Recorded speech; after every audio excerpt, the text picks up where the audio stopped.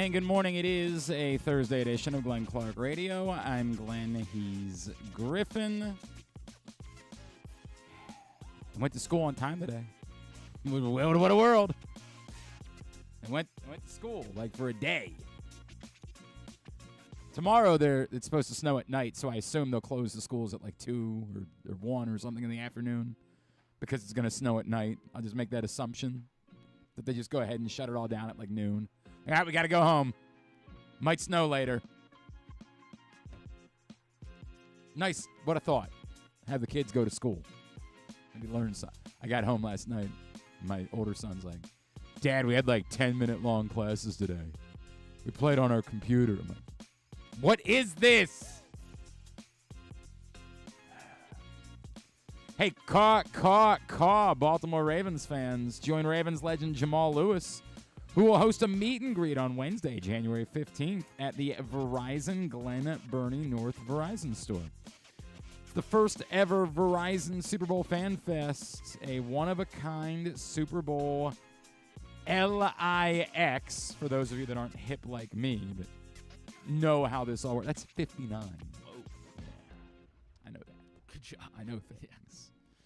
Super Bowl 59 celebration taking place in 30 NFL cities nationwide, including Baltimore. It's just weeks away. Fans will have the rare chance to meet with the football great while learning about the upcoming festival taking place at M&T Bank Stadium on Super Bowl Sunday, February 9th, 2025.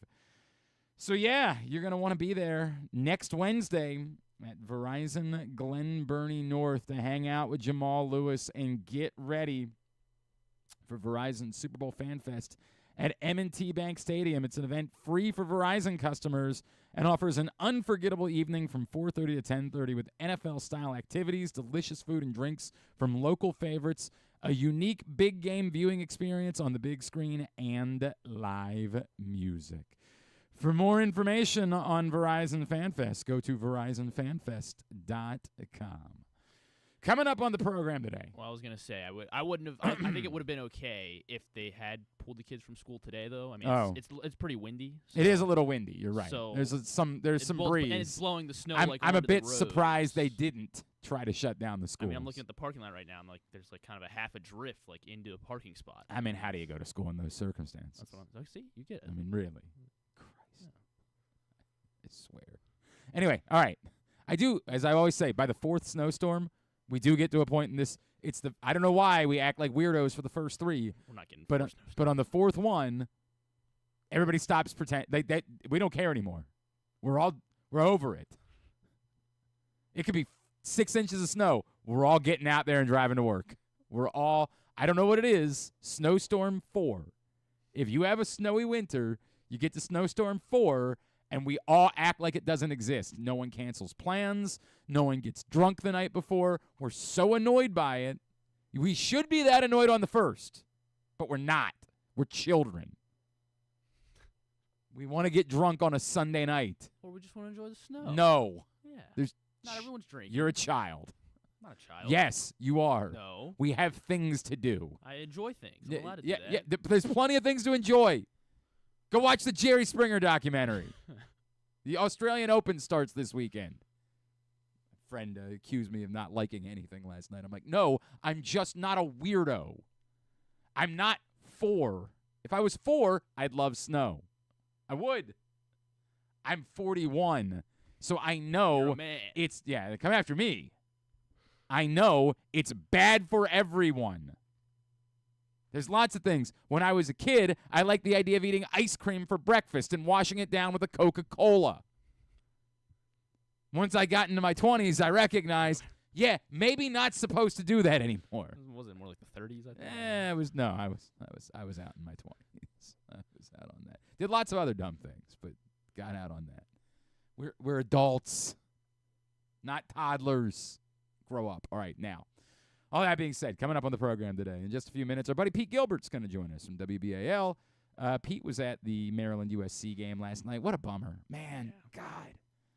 Maryland surged back ahead in the fourth quarter. You were like, oh, got the lead out to like 7 again. You're like, okay. And then just couldn't knock down an outside shot when they needed to. Like they were so fearless, and it's attacking the rim all night, and it was a great strategy. It was working. But when they needed it, they just needed to be able to spread it out and knock down an open jumper late in the game, and they couldn't, and that was a bummer. And then Bree McDaniel fouling out, and there was some real foul trouble down the stretch. And just a bummer, but a hell of an atmosphere. Pete will tell us more about that. Obviously, we'll also talk Ravens with Pete. But we were tweeting each other last night during the game, and he was like, wow, there's an incredible crowd here. And I was like, well, yeah, because they found out Pete Gilbert was going to be there. They were like, okay, now we got to go. That's why I went, yeah. Yeah, just a real bummer, man. They had Juju Watkins in a cell for stretches. Yeah, a Cheyenne sellers. Yeah, look at you. Yeah, I mean, dude, it was a really good game. For everybody that thinks the basketball's just chucking threes anymore, that sure as hell was not what last night's game was. However, if they chucked a little less threes, they might have been What? They shot like 10% from three. They I know, but any. I understand. And it worked every time they drove. Yeah, but until the end of the game when they were trying to drive and USC was just saying, right, we know what you're going to do. Now you got to do something else, and they just didn't have the ability to I mean, they got good looks. They just didn't knock them down at the end. Yeah, we'll talk about the Ravens, obviously, as well with Pete ahead of Saturday night. We'll make our picks for the week of CFP semifinals and then wild card round playoffs. I had that. I don't remember who I was talking about it with, but is like this the new best weekend of the year in football, with 8 games not conflicting with each other, all terribly significant. Home, yeah, like you can argue this is now the best weekend in football. You know, if this is the way it's going to be moving forward. I don't know if college football is going. I don't know if it matters, like what day New Year's Day is, as to when college football plans. Like if New Year's Day falls on a Friday, do they still do Thursday, Friday the following week? I don't know what the strategy is going to be. But if it stays like this, with the semifinals on Thursday and Friday, and then wild card weekend all weekend, I mean, it shapes up to be the best football weekend of the year every year. So we'll make our picks for the week, and then later on in the program, Richard Sherman, that guy, yeah, you've heard of him. I really wanted to call you a sorry ass. I'm calling in sorry ass Griffin. We used to say, oh my God, man, I felt so bad when Michael Crabtree showed up in Baltimore because I couldn't stop calling him sorry ass Crabtree. I kind of hope that he liked. I never asked him that, actually. I kind of hope that like he was in on the joke and like it was good internet fodder or whatever. Man, I couldn't stop it. But yeah, Richard Sherman, of course, part of Amazon Prime Video's coverage of Ravens Steelers. He will join us a little bit later on in the program as well. So all of that on tap here on a Thursday edition of the program. Today's show brought to you by the CIAA tournament. What's going on? Baltimore is welcoming the excitement of the Food Lion CIAA men's and women's basketball tournament to the CFG Bank Arena once again this year, February 25th through March 1st. Get your tickets now. They are available at Ticketmaster.com. Again, for the Food Lion CIAA men's and women's basketball tournament at CFG Bank Arena, February 25th through March 1st. So, yeah, I mean, not much more for me to say about Maryland USC last night. Really thoroughly compelling basketball game. Maryland will have other opportunities to notch marquee wins in the coming weeks. They get Texas on a neutral site. They get, obviously, number 1 UCLA. And they get those opportunities to try to still make a statement that they can be a title contender this year. This was a really good opportunity that they had in their hands late in the game. Just didn't work out. That's a bummer. There's no way around that. But it's also their first loss of the season. So probably not worth overreacting to that part of it. And it took Kaylin Schmeichel. That's the other thing, too. Like, if maybe she had gotten going a little bit earlier on in the game, she was 0 for, 9 in the first half, something like that? Sounds right, yeah. Yeah, it was a struggle. Yeah. If maybe she gets going a little bit earlier, maybe that's I don't know. I don't know. Bummer. But it was a hell of a game. You were there. The atmosphere was great. It was. There were definitely some Juju Watkins fans, for sure. I heard she got, like, an ovation when she was introduced. I get it. Like, she is that type of transcendent star. There's no doubt. And, you know, the type of person that draws attention wherever she plays and whoever she plays in front of. But, man, I got no beef with that. No. Like, she's a star. She deserves that. She was very good. Yeah, they did a great job defending her, and she still scored. I mean, she almost scored 20 if she didn't score 20, right? Like, yeah, she had 21. Yeah. So. Yeah, and that was about as well as you could possibly do, 100%. 100%. Yeah, but that it was a raucous atmosphere. It was really cool.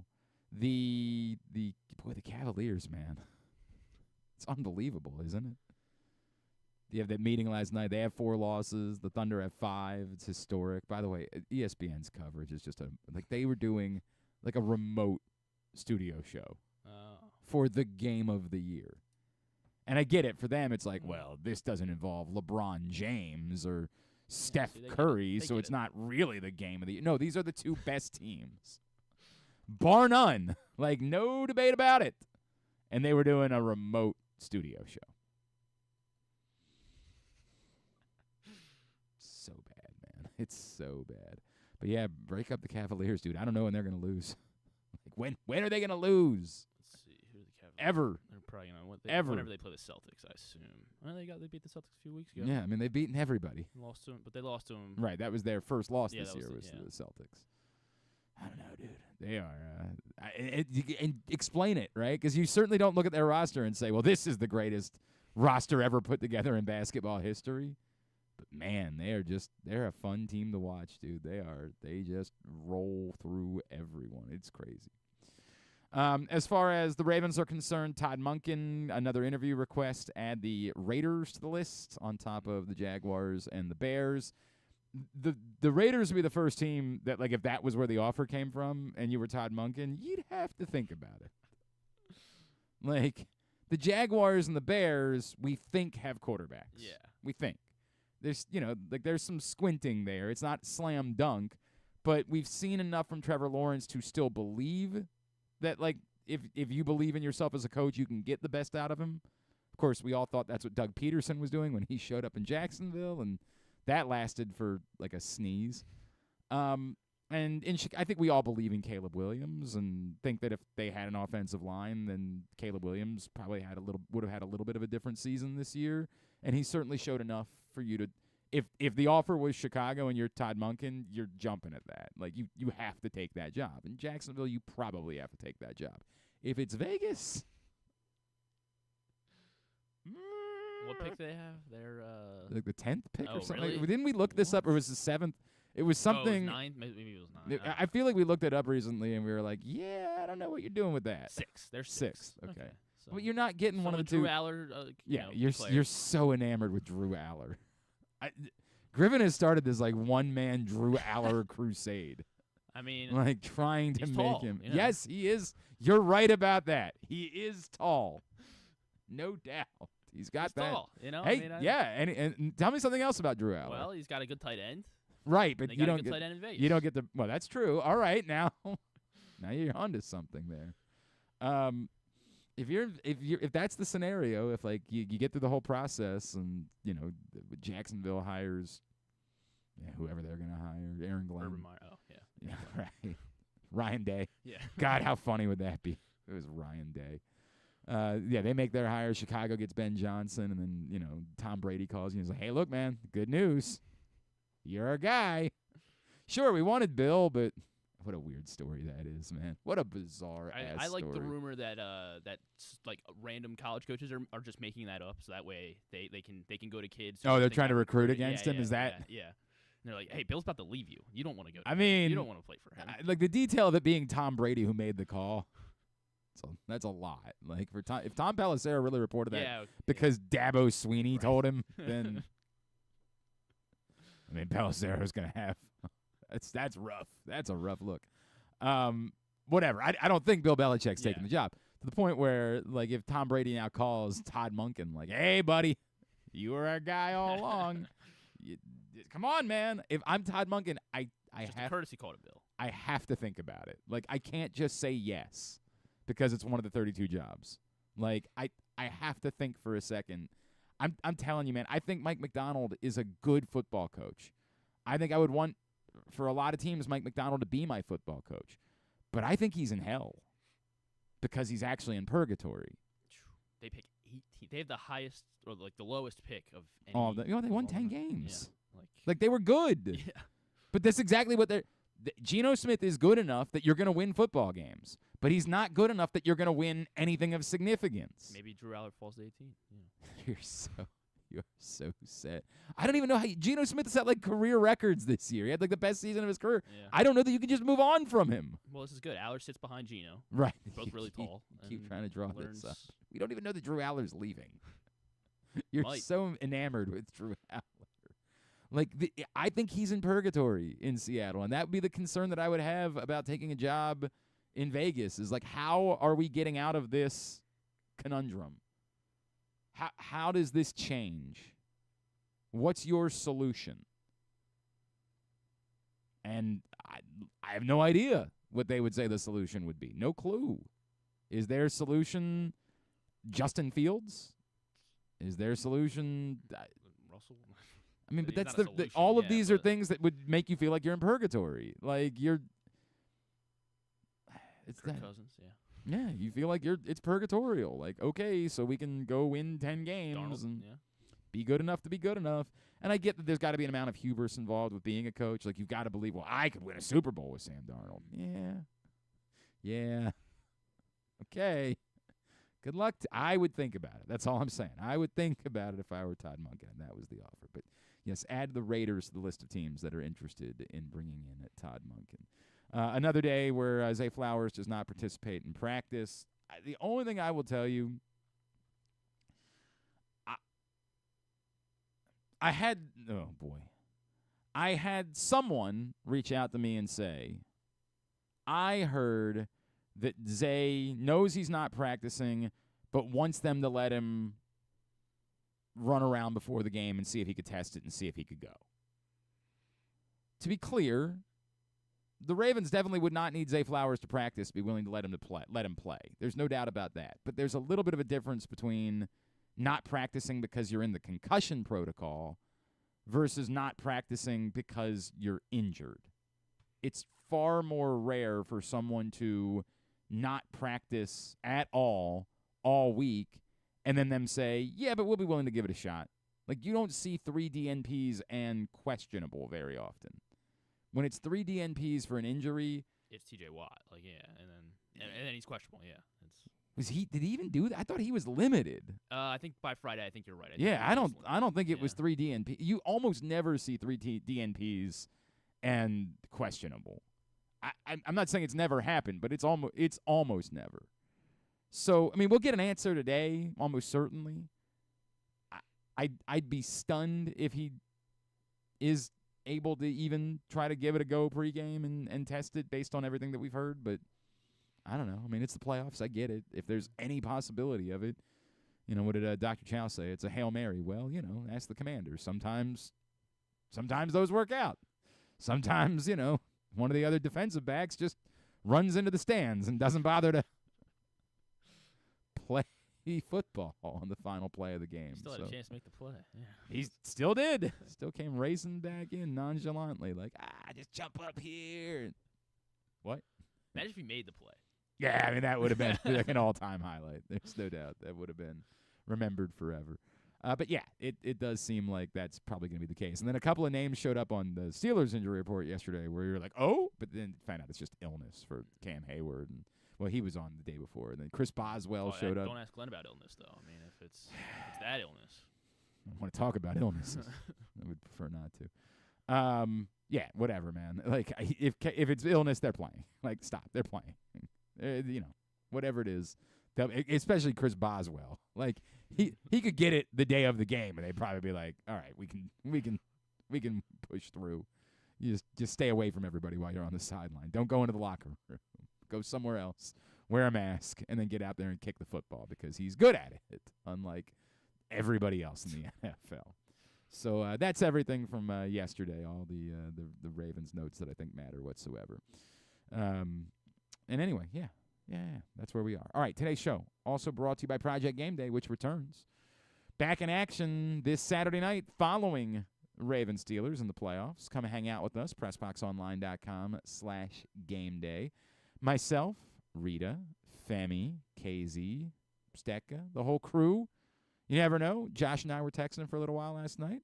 Maybe he'll jump on. It's playoffs. Josh is very nervous. He acknowledged that to me. Josh, it's like, can't. Because it's the Steelers. Can't lose to them. Can't. But come hang out with us. PressBoxOnline.com/gameday is the way to do it. It's all brought to you by EasyPass, HelpMyGamblingProblem.org, and the CIAA tournament. So come join us for Project Game Day on Saturday night. Late night edition of the program following Ravens-Steelers. Hopefully it's a pleasant late night edition of the program. I don't even want to think about the other scenario. I'd rather we not even have to consider that possibility. All right, very good. Now, was tweeting a little bit last night with our next guest. He was in College Park checking out the Maryland-USC showdown. He'll, of course, be at M&T Bank Stadium on Saturday. WBAL, the Ravens Game Day broadcast. He's our buddy Pete Gilbert, and he is back with us now here on GCR. Pete, what's going on, bud? How are you? I'm doing well. Nice to hear from you. Everything, it's a fun time of year despite the weather. You've got this, monolith that is the Ravens, on their way with just as big a game as you can have.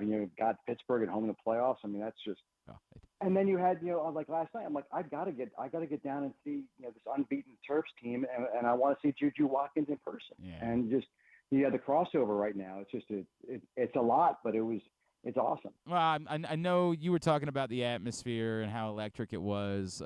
My producer, Griffin, was down there, too. I wish I could have made it down. Unfortunately, I had to do a little radio show.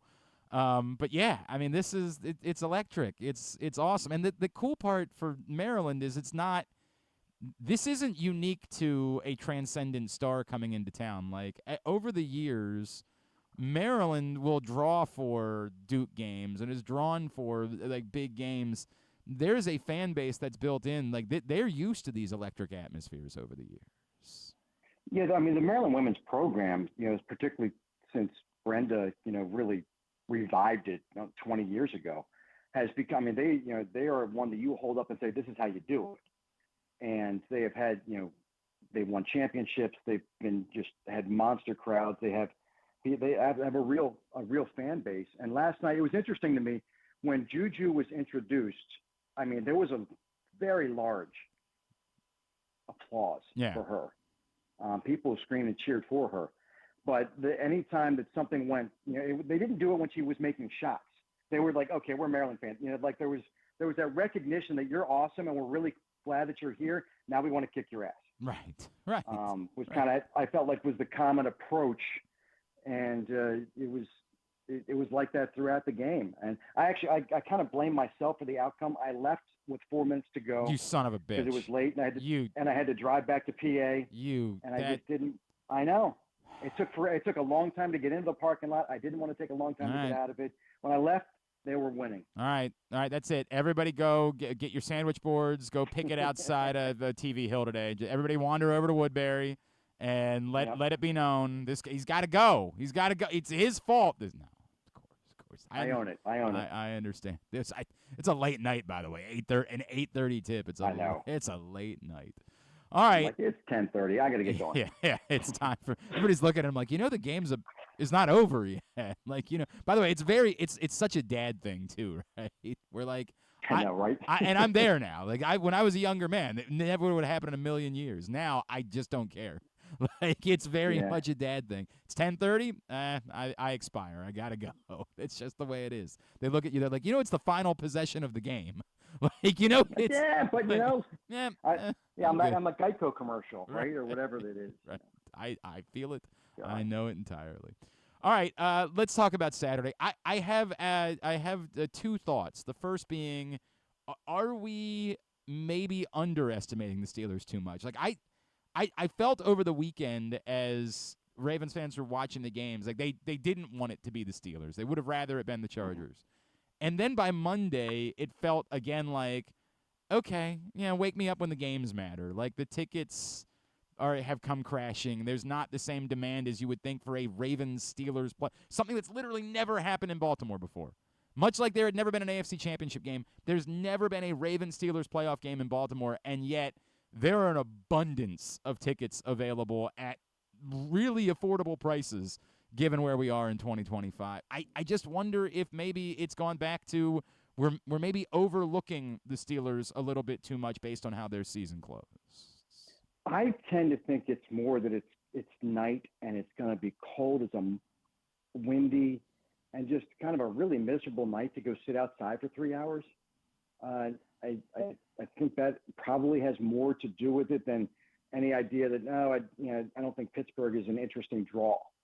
As far as underestimating them, I tend to think people are still continuing to overestimate a little bit because of the very specific results that the Ravens have had with them. But this Pittsburgh team, hey, they haven't won a playoff game in forever. They've not been good there. This team, can't score more than 17 points. The reality, if you just, you go macro on this, you realize why it's a 10-point spread. And, it just really, it's if the Ravens don't turn the ball over, as they have been known to do once you get to the postseason. If they just play, Lamar does not have to be great. Derrick Henry has, they just go run the ball, play decent defense. If they don't turn it over, they'll get the 27 points just by being themselves. Right. And Pittsburgh ain't scoring 27 points. Yep. No, it's funny. I'll say I don't think he'll mind. Our friend Josh Charles and I were texting last night. He's like, "What do you make of the line?" And I said, "The line's based on predictive offense. Like that's what they do." And the Ravens' predictive offense, like their EPA, is so much better than the Pittsburgh Steelers that's how they set the line. They say this is what matters if you do the things you're supposed to do, but it doesn't take into account like the things that could go wrong and some of the existential dread. As we're chatting with Pete Gilbert, like the existential dread is, but we've watched the Ravens against the Steelers in recent years, and goofy things do tend to happen in those games, things that aren't maybe predictive, and unfortunately, goofy things have happened with the Ravens in the playoffs in recent years too, and I feel like that's the part that like I can't predict. From a football standpoint, I think the Ravens are notably better than the Pittsburgh Steelers. I think there is a real line, and they should have won the division by at least 2 games. I think they're that much better than Steelers, but does that matter when the game kicks off on Saturday night? I don't know that with certainty. Yeah, probably not. And what I do think it feels a little different, and if I'm wrong, I don't know, like, even what they do. But two things. You have the players around Lamar are as good as they've been, there to support and not make him feel that the weight is on his shoulders. And he's admitted. And now is I don't have to do everything. I just need to not screw it up. Just be me and it'll be fine. And whereas before, I think he felt like he had to be Superman. And so going into it with that mindset, he doesn't have to be that. If they lose this game, I'm like, what do you even say? Great. You've had 3 essentially MVP level seasons when you had Lamar the whole way through, and it led to bupkis. I don't know where you go from there mentally. I just that would be truly devastating. Oh, I can't even think about that. I mean, I can't even fathom at that point. Pete, I feel like that's part of this. So you mentioned, he doesn't have to do all of it by himself. That said, it looks more and more as though Zay Flowers isn't going to play on Saturday night. And I do think they're in a better place than they've been in certain years to lose one of their top playmakers. But we knew wide receiver depth was an issue. There was a reason why the Deontay Johnson trade did make sense when they made it. And we were like, yeah, this is worth doing. That it really does fall off after a couple of guys. I think they're in better position to withstand losing Zay Flowers, but I can't value the significance of that. Like this is a huge, huge part of what they do. It's going to have to look different. They're going to have to change game planning if Zay Flowers isn't out there. Yeah, he opens things up. It's not, it's funny because he'll go and he'll have a half where it's a monster half, but then the defense adjusts and then other things open up because they had to deal with him. So you definitely are going to remove that from the equation. They are going to get back Justice Hill, who I think particularly in a 2-minute offense and your change of pace, he's become a really good playmaker. And coincidentally, it was against Pittsburgh where he was concussed on a 25-yard run. He's a really nice addition. So you go back, you got Mark Andrews at his all-pro level again. Yep. Combined with Isaiah, remember Andrews was a shell of himself last year in the AFC Championship game, and even early in the season he wasn't fully back. We got to practice yesterday. The offensive line's on the field doing drills. The only other person out there is Andrews running routes by himself with no sleeves. This dude is so fired up and locked in. It's terrifying. Yeah. It's terrifying. So you have and the Rashad Bateman has become much more. Like, oh, this is why they selected him in the first round. His route running is so surgical, and he's catching the ball. So I do think they are, particularly when you're not going to be in a shootout. You're not going to need to score 40. They can better. If you're going to pick a guy to remove of your top playmakers, Zay's probably the one that they can withstand the most from, more so than say a Derrick Henry, a Kyle Hamilton. Yeah, sure. Right. A Roquan Smith. If one of those guys were not going to be there, then you might, different kind of conversations are being had. Pete Gilbert with us here on GCR. Pete, it's funny you bring up Derrick Henry. I in doing my work when they made the signing, and I admittedly was one of the guys that was like, is running back where you need to spend your money right now? Well, as it turns out, they were onto something. But I had been told in that moment by someone who I trust, they did that specifically for January, and they've acknowledged that they were not playing. Like the thing that John Harbaugh said in the preseason, where the idea isn't for Derrick Henry to run the ball 30 times a game, which of course is an extraordinary number. The point that he was trying to make was well taken. They weren't trying to run the hell out of Derrick Henry, and they've acknowledged in production meetings, and it's been brought up on networks. They did change a little bit of the strategy after they fell to 0-2 on the season, and they did up their usage of Derrick Henry because of it. But the thought has always been, he's here for now. And undoubtedly, particularly with Zay out, you would assume the Steelers will attempt to stuff the box on Saturday night. I think it is critical that the Ravens kind of prove that they've learned their lesson from what happened a year ago, and they don't suddenly get away from Derrick Henry just because it doesn't work. I think what happened last week is the exact example of how committed they need to remain to Derrick Henry during these playoffs. And it was nice to have that reminder last week, right? Yeah. To just say, no, it's okay. 6 carries, 8 yards in the first half. That's fine. Yep. He's going to get 130 in the second half, and just run and wear you down. And that was okay. That's right. This is where we are, and this is who if we're going to get to where we want to go, this is kind of who we need to be. And so to have that reminder so recently, probably a good thing. And I don't think Todd Monken is going to get away. But you also have to remember, some of that too is Lamar. Lamar at the line of scrimmage has the ability to do, to make the change. Yep. And that was not an insignificant part of last year in the championship game. Lamar's, checks at the line. That was a big part of why the numbers ended up skewed the way they did. So he's got to trust everyone around him more, and I do think that trust level is, again, in his teammates and particularly in Derrick Henry. Those two are so together constantly. In the line, they are almost inseparable. And I think that it's new. He's never had anyone like that behind him.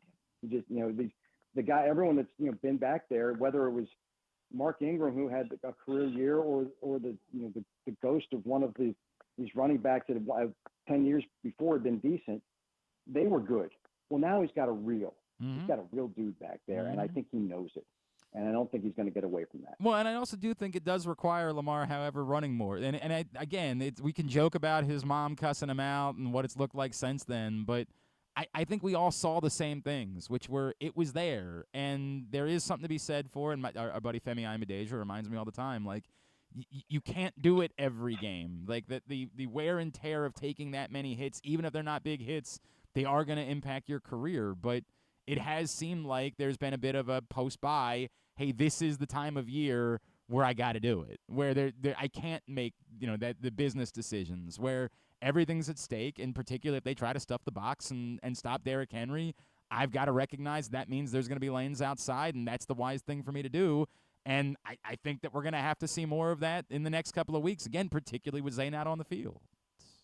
Early on last week, he pulls it and goes out to the left side and ends up getting flipped on his head on a 12-yard run. Right.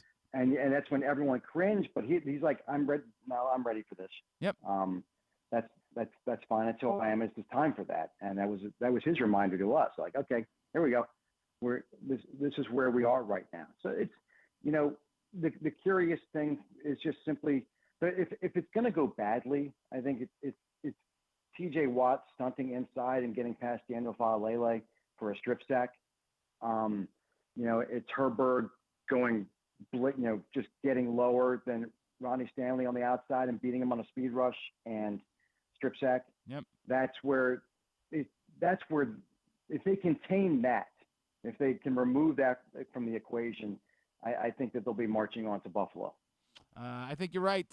I think that you just got that goofiness. If it's just a football game, there's no doubt in my mind who the better team is. Ravens wrap this weekend, I assume? Yes, sir. Get back Keith Mills. It's just the favorite thing I get to do in this job. We do it a half hour plus because we don't really have an off time. We just kind of go till we're done, and which is just glorious. And so we are in depth all the way through it. And I love being with Millsy, who's such an institution of Ravens and Baltimore sports. And we take a lot of pride and put a lot of effort into that. It's late nights. So you can set your DVR too, but we are after the news, after Sunday Night Football. On Sunday night on WBAL. Make sure you check that out. At WBAL Pete, correct, is how everybody can follow you? Yes, sir. All right. Love you, brother. Miss you. Hopefully I'll be able to see you soon. You know how this goes with kids and jobs and the like. So and maybe you'll get out to a game. We'll see. We'll see. I tell you what, you start telling me when you're going to games and I'll go out of my way. I know you go to all the Ravens games. I'm kind of out of that business at this point. I don't know. I'll see you in New Orleans if it works like that. There's something for you. If New Orleans happens, I'll see you there. All right. That's a deal. We'll have a drink. No doubt about it. All right, brother. I'll talk soon. Thank you, dude. All right. Take care. Pete Gilbert, WBAL, with us here on GCR. Appreciate him taking the time. I love Pete. Everybody knows that. All right. When we come back in, we're going to be making some picks. Best football weekend of the year. 8 games that all matter tonight through Monday night. I desperately need to get at least I have to end this weekend within a game, because after this weekend, always let me know how nervous he is. After this weekend, there's 8 games left. I have to be back within a game by the time this weekend is over, or better, I have to be back within a game. But we'll do picks when we come back in. KZ will join us. It's Glenn Clark Radio. The ultimate fan experience awaits you at Sports and Social Maryland. See how we're raising the sports bar with our massive 100-foot media wall featuring 40 HD TVs and a 47-foot big screen. Bet on your favorite teams and this year's biggest events at the FanDuel Sportsbook while enjoying your favorite beers and cocktails, plus our delicious takes on bar food classics. Visit Sports and Social at Live Casino and Hotel Maryland at Arundel Mills. Must be 21. Gambling problem? Call 1-800-GAMBLER. Driving in Maryland? Did you know an Easy Pass from DriveEasyMD.com can save you time and money? Of course you did, because you are a thrifty driver. An antenna reads your Easy Pass transponder and automatically deducts the toll from your Easy Pass account. Learn more at DriveEasyMD.com. Pressbox's Project Game Day is the place to be after every game this season. Join Glenn Clark, Rita Hubbard, Super Bowl 35 champion Femi Ayanbadejo, and our cast of regulars as they break down what happened, why it mattered, and what it means moving forward. You can watch the show at PressBoxOnline.com/GameDay or Pressbox's Facebook and YouTube pages. Project Game Day is brought to you by the Green Turtle Sportsbook in Towson and Canton, Easy Pass, and HelpMyGamblingProblem.org. So join us for Project Game Day after every game day this football season at PressBoxOnline.com/GameDay. Treat yourself and taste the Baltimore tradition that is the legendary Costas Inn. Hey, it's Stan the Fan Charles. For over 50 years, the Costas Inn has been a Baltimore original, dishing out their amazingly scrumptious, fat, award-winning crab cakes and steamed crabs. Every season is crab season at Costas, so make your plans now by calling 410-477-1975 and reserve your taste of heaven. Sit back, crack some crabs, and watch the Ravens chase down another title on Costas' 15 TVs. On Monday nights, Costas offers their half-pound jumbo lump crab cake with 2 sides for under $30, and there are nightly specials Monday through Friday. So head on down to the Costas Inn at 4100 North Point Boulevard or visit them at CostasInn.com. Gambling can be a fun and entertaining experience, but there are risks involved. If you're planning on betting on the game at the casino or on your phone or computer, know your limit, stay within it. Set a budget and a time to stop. Remember, gambling isn't a financial solution, and it doesn't mix well with alcohol or drugs. Know the risks and have a plan before you begin gambling. For free and confidential services, call 1-800-GAMBLER 24/7 or go to helpmygamblingproblem.org. COVID-19 and flu viruses are circulating in Maryland. But don't worry, protection is within arm's reach. Protect your health with this year's COVID-19 and flu shots. It's safe and convenient to get them both at the same time. Flex your protection. For more information, visit health.maryland.gov/vaccines. This message paid for by the Maryland Department of Health. Coming back in here with Glenn and the other guy, Garrett, whatever his name is. You know who they are. All right, back in here on GCR as we continue along here on a Thursday edition of the program. Today's show, actually, you know what? I don't have to say it's brought to you, but it was nice to see Stan the Fan Charles back in action this week. You can go to facebook.com/PressBoxSports, youtube.com/PressBoxOnline, or PressBoxOnline.com/video. Stan, Ross, and Luke got together to break down the big signing. Orioles got their guy, Charlie Morton, and they discussed that, the ramifications of it, and what else still needs to be done. You can find that show right now in those locations. Stan, Ross, and Luke talking about Charlie Morton and the Birds.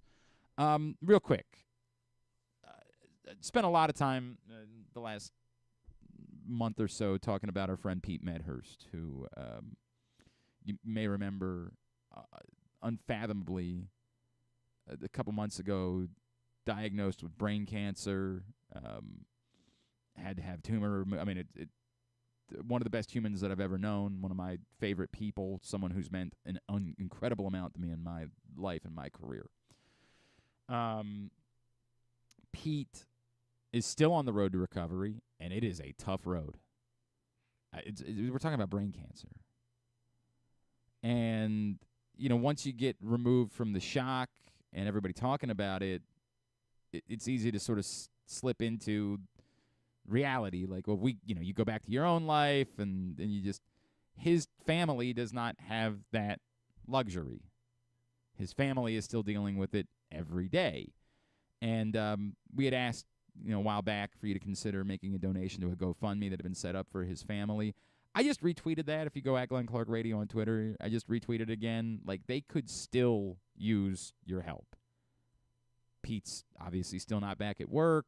He's still in the throes of it. It's just a really tough time for someone that we care about a great deal and for his family. So we encourage you to please jump over, and if you haven't yet, or if you already have and you have the ability to maybe donate again, that would be wonderful. So just putting it out there. It's a tough time, and you don't want to advertise that too much when you're going through difficulties, but we ask that you continue to consider and continue to lift up Pete and his family.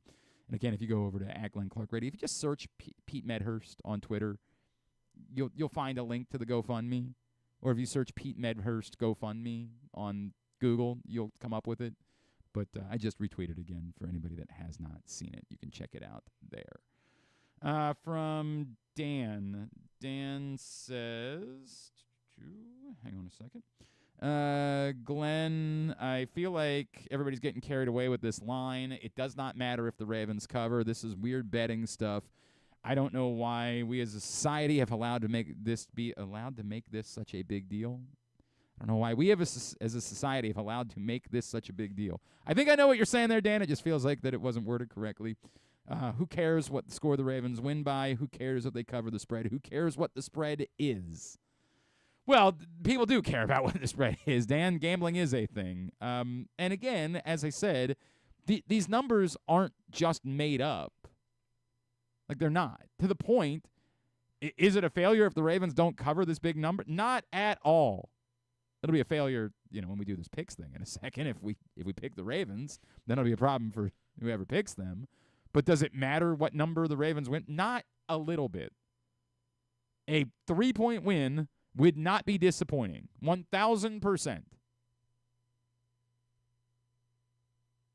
If that's where you are, is who gives a rat's ass what the line is? Yeah, that's probably the appropriate way to feel. It's probably the healthier way to feel. Detach yourself from that, not get lost in it. But to the point, the line is set by.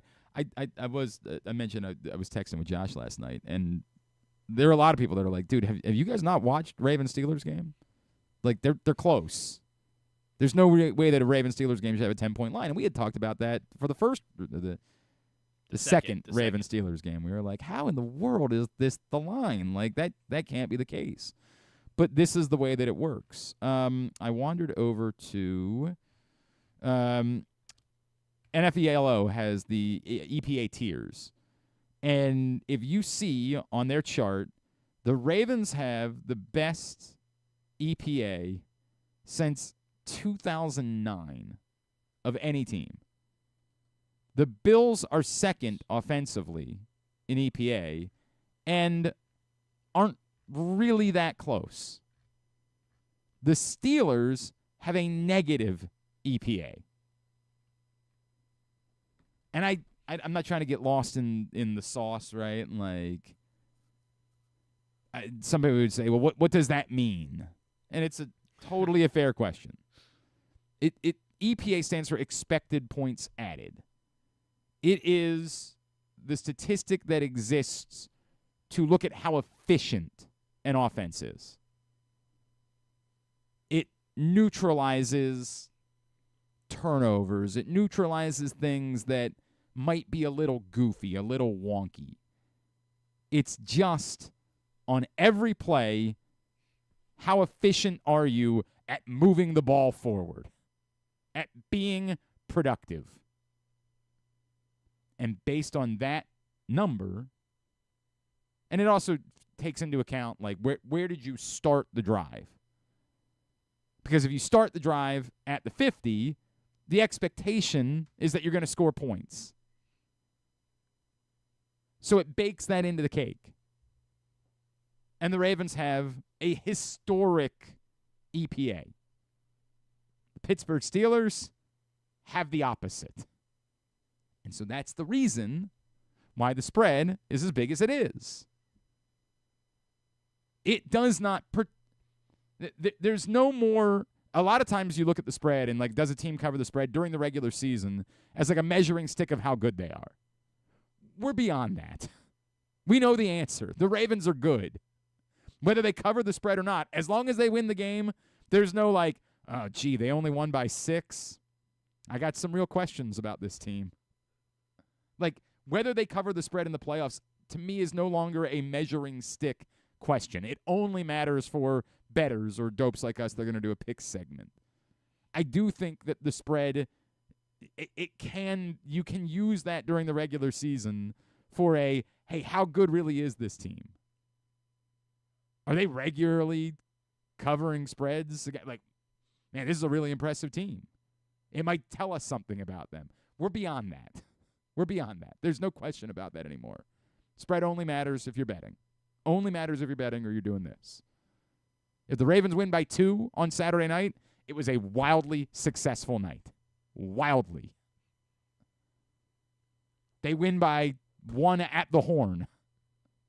It was a wildly successful night for the Baltimore Ravens. That said, we've got spreads, and we are going to make our picks. Joining us now, of course, he's part of our Project Game Day coverage. He is our friend, Mr. Ken Zalis, and he's back with us here on GCR. KZ, what's going on, buddy? How are you? I'm wonderful. How are you? I'm all right. Ask me again on Saturday night when we talk following the game, and I'll give you an answer of how well I am at that point. I'd be a lot better if I wasn't still 2 games behind. I went into Sunday night thinking, I got a real chance to even this thing up. I would feel so much better at that point, and then Sam Darnold turned back into Sam Darnold again. Just decided, like, remember when I was good for a little while? Nope, I'm still Sam Darnold. And so here I am, 2 games behind going into the playoffs. But I guess there's still time. There's still time. At the bottom of the table, I'm 2 games back of Paul Valley. John Proctor isn't safe yet. He's close. He's 4 games clear, but a dreadful week this week, and that could be interesting again, too. Everybody else, maybe not mathematically safe, but essentially safe. Joe Serpico is 8 games clear. The likelihood of that being a problem with 13 games left to play, not happening. At the top of the table, our leader is Ken Zalis. KZ, with a 5-4 week last week, surges back in front by himself, 1 game clear of James Revere, and that's it. That's it. John and Little Rock, 5 games back. Griffin, 6 games back. I got this week. What do you mean? Yeah. I'm right back in. This is the big week. I mean, this is the week. No, this is the last chance that you have to make any noise, for sure. Jeremy is 6 games back. Ryan Chell with one of the most spectacular falls from grace in human history. Ryan Chell, who was winning with a bullet and then suddenly turned into me. Did he have like a 10-game lead? I don't know if it was 10, but he was winning. He was up there. There was some separation at one point for Ryan Chell. Like he had lapped the field at one point and has just tailspin, nosedive. Felt like he was hitting close to like 60%, wasn't it? It was at one crazy. point. Yeah. It was Yeah, nuts. he's down to like 50, 51. He went 2-7 last week. He's 7 games back after having a comfortable lead. He's out. It's crazy how this has worked out. He went 3-6, then he went 1-7. He had the 2-7 last week. Yeah, and then he was just spectacular. Around week 16 is when he just fell off a cliff. Don't know what happened. Maybe the pressure got to him. Maybe he's feeling a lot better, I think. Couldn't handle being. This is as tight as it's been at the bottom for months. No, that's not true. A 2-game. You only have somebody 2 games. No, it's been a while. I was back within 1 game a couple weeks ago, and then I had another bad Were week. you? And it was a whole thing. But alas, here we go. Let's get into it. Top of the table, playing for a little bit of cash. Bottom of the table, it's the Brazilian punishment, where you got to get a Brazilian and get strikes from John Rollo, and then sing Copacabana and Rio and eat the sardine fruitcake. Yay! Can't wait. So, with that in mind, best football weekend of the year, 8 games, 2 college football playoff semifinals, and then the 6 wild card games. I guess we're starting with tonight's. Yeah, we would. Tonight it is the Capital One Orange Bowl from Hard Rock Stadium in Miami. We don't need to give the corporate sponsor that spends no money with us any attention. The Orange Bowl. Just call it the Orange Bowl. The Orange Bowl in Miami. Okay. Like ESPN has to call it the other thing. We do not. That is the number 7 seeded Notre Dame Fighting Irish and the number 6 seeded Penn State Nittany Lions. Irish 1.5-point favorites tonight at 7:30 on ESPN. Yeah, I don't have a great feel for this game because I don't trust either one of these teams, and I don't think they've done anything in the playoff that suddenly makes me say, like, oh, now I believe in them. Notre Dame beat a fraudulent Indiana team and then didn't even look all that impressive in a win over a backup quarterback. Penn State, you would at least give them credit that they've, handled their business. They've won the games comfortably, but they did it against SMU and Boise State. And again, with respect to those teams, not the James Franklin still hasn't beaten an AP top 10. It's not true. I think I saw that he's 3-12 all time against AP top 10 teams, something like that. Yeah, 1. He got the 1. 8 years ago. 9 now. I do think that Notre Dame is the more complete of these two teams. Now, and sometimes this can be the case. Sometimes just playing lesser competition, you start feeling yourself. It's totally possible that Penn State has just gotten to a place offensively where it no longer matters who the opponent is. But I got to see that to believe it. And I do think Notre Dame's defense is legitimate. And I do think that they'll do enough. With the number only being 1.5, I'm going to ride with Notre Dame. Yeah, the number's insignificant. It's basically a pick'em game. I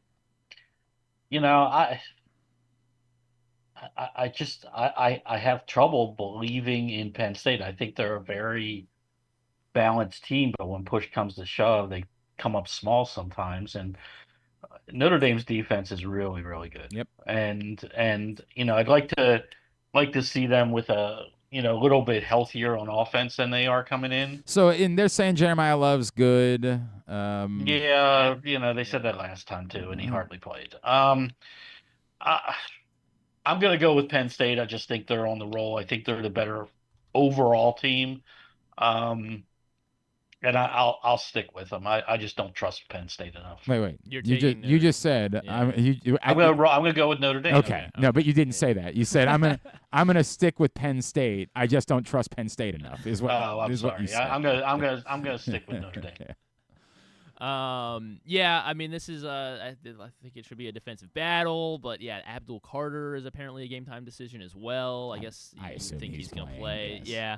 I don't know. Either way, as much as I do like Drew Aller and Tyler Warren, the what they one, got the going one man. here, Griffin is trying to make Drew Aller top 5 pick in the draft. Notre Dame's got a good defense. I mean, he could be a top 5 pick. All right, then don't bat an eye at this. These teams need quarterbacks. They do. But I'm not betting on small game James here, so we will go Notre Dame as well. There are 4 backers of the Nittany Lions. Jeremy Kahn, of course, on Penn State. He is joined by Joe Serpico, John in Little Rock, and John Proctor. All the J's, except for James Revere. He is on Notre Dame. But yeah, 4 on Penn State. All right. Then to the Cotton Bowl in Texas. Yes. It's being played in Arlington at that stadium. Jerry World. Yeah, Jerry World. Number 8, the number 8 seeded Ohio State Buckeyes taking on the number 5 seeded Texas Longhorns. That's tomorrow night at 7:30. And Ohio State, we got the number at 5.5 here, laying 5.5. The Buckeyes. I do struggle with this because Texas defense is also extraordinarily legitimate. If we know anything about Ken Zalis, he's riding with Texas. We can just go ahead and check that box. I still will never be able to explain what happened to Ohio State against Michigan, but there is no doubt to me that they are the best team of this group, and they are the team most capable of putting up points no matter the circumstances, which, again, you would say, well, what about the circumstance when they didn't? I know. I can't answer that question. There is a problem there, but they don't have a Texas problem. And what Jeremiah Smith is doing right now is just bonkers, man. Like, that is so nuts. So yeah, 5.5. That's a small enough number. Ohio State. I mean, home dog 5.5. I'm getting. They're not a home.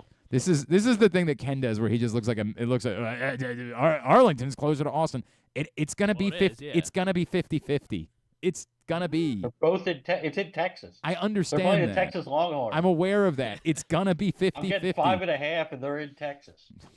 Okay. Texas is. Do you know how? Okay, this is a real question. How far away do you think Arlington is from Austin? This is about 6 hours. I think it's not that far away. Actually, it's not 6 hours away. I'll go 2.5. That's my final answer. I think it's 3.5 or 4. Oh, okay. 3.5. Yeah, 3.5. Yeah, but you're not bringing traffic into it. That is true. That is a good point. Yeah, you know what? It might be more like 6 hours at that point. It's a genuine question. I don't know if like Texas fans that live in Austin. I don't know if they're gonna be there, but here's what I know. Ohio State. I've rolled with Texas all year. I'm not gonna abandon them. All right, and I know that's true. Yes. All right. I mean, yeah, this is really tough. I'd like to think Texas can keep it close. Like, I think this is going to be the best defense that Ohio State has faced since Michigan. But I mean, you know, like I don't like agreeing with Glenn, especially for this segment. But yeah, you shouldn't. But Ohio State has looked very, very good. Jeremiah Smith is obviously the real deal. I'm gonna stick with Ohio State here as well. We are pretty split on this one. Yes, 6-6. Andrew Stecca is on the Longhorns. I know Jeremy is on Texas. He's been raving about Texas. Jeremy's on Texas. Joe Serpico on the Longhorns. KZ, as is John Proctor and Ryan Shell. Oh, that's now I feel better. Now I feel better. Then to the NFL, Saturday at 4:30, the first game. As if there was any doubt, the Houston Texans will be kicking off Wild Card Weekend. This game is on CBS. LA Chargers going to Houston, and the Chargers are laying 3 on the road. I really wonder what this number would be for me to believe in the Texans. I don't know that I've ever believed in a playoff team less. Like, God, they just look lost. I mean, they look like they don't know how to football anymore. I still have some doubts about the Chargers, but it would take the Texans. And look, this is the playoffs, and it's going to be a similar conversation when we get to the Steelers. So the Steelers don't look as lost as the Texans do. The Texans look as lost as, like, any team that I have seen in recent memory. You can just get to the playoffs, and it's just a football game, and that could just be the day that, like, you remember how to football again. It's not impossible. And they're actually at home, unlike Texas. They're playing the game in their home stadium, and Lord knows there aren't any Chargers fans to travel anywhere. So, like, it will be a Texans crap. It's totally possible that, like, this could just be the day that it all shakes out. But to bet it or predict it, there's just no way. Chargers. Yeah, I really want to take Houston here. I just can't do it. One of the things that was so good about the Houston Texans before the injuries came is how well Joe Mixon was looking and playing and allowing them, to have a dual threat run game, pass game type mix. And that just isn't the case anymore. He looks like that old running back that's hit the wall that Cincinnati gave up on. He's looked that way for about 4 weeks. I don't know that changes against a pretty good Chargers defense. I hate believing in the Chargers. I really do, but I don't see a way around it. I'll take LA. Evan Kaplan from ESPN Stats and Info. Underdogs in the wild card weekend are 16-14 outright. All time. That's straight up. They're 16-14. Last year, both home underdogs did win. The Texans and the Bucks. So they're 500. That's not like a stat that makes it seem like. It doesn't really. Help us they're 500. Yeah, but that's what they they're are. Getting points here is what we're saying. I understand that. And straight up, they're above 500. Right. Texans and Rams are both home. Go underdogs. for it. Take the Texans. I do think the Chargers they're gonna win this game. But home division winner getting 3 points. Do it. Take them. 3 points is not enough. I'll take it. Listen to this guy. I'll take the Chargers. Trying to make the argument. We all know it could. I just said it could happen. It's just that it would be reckless to predict it or to bet that way. You'd just be betting. You'd simply be betting like maybe. That's all you've got.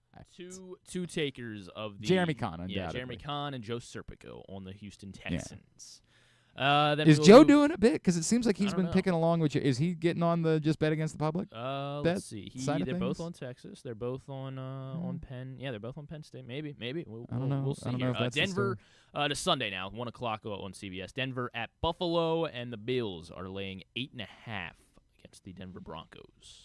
Come off a massive 38-0 win. Yeah, it's true. Right. This is one where you kind of want to bite, where you're like, Denver's certainly not affected by playing in the cold, right? Like they're comfortable with that. I don't believe the Bills are as good as the national media kind of wants to make them out to be. They certainly have good wins. There's no doubt about that. Like they have the best pair of wins that any team has had in the NFL this season. But I don't think they're unbeatable. And to the point, when they've played good teams this year, for the most part, the games have been close. Like they did thrash San Francisco, but as we learned, San Francisco wasn't very good. Boy,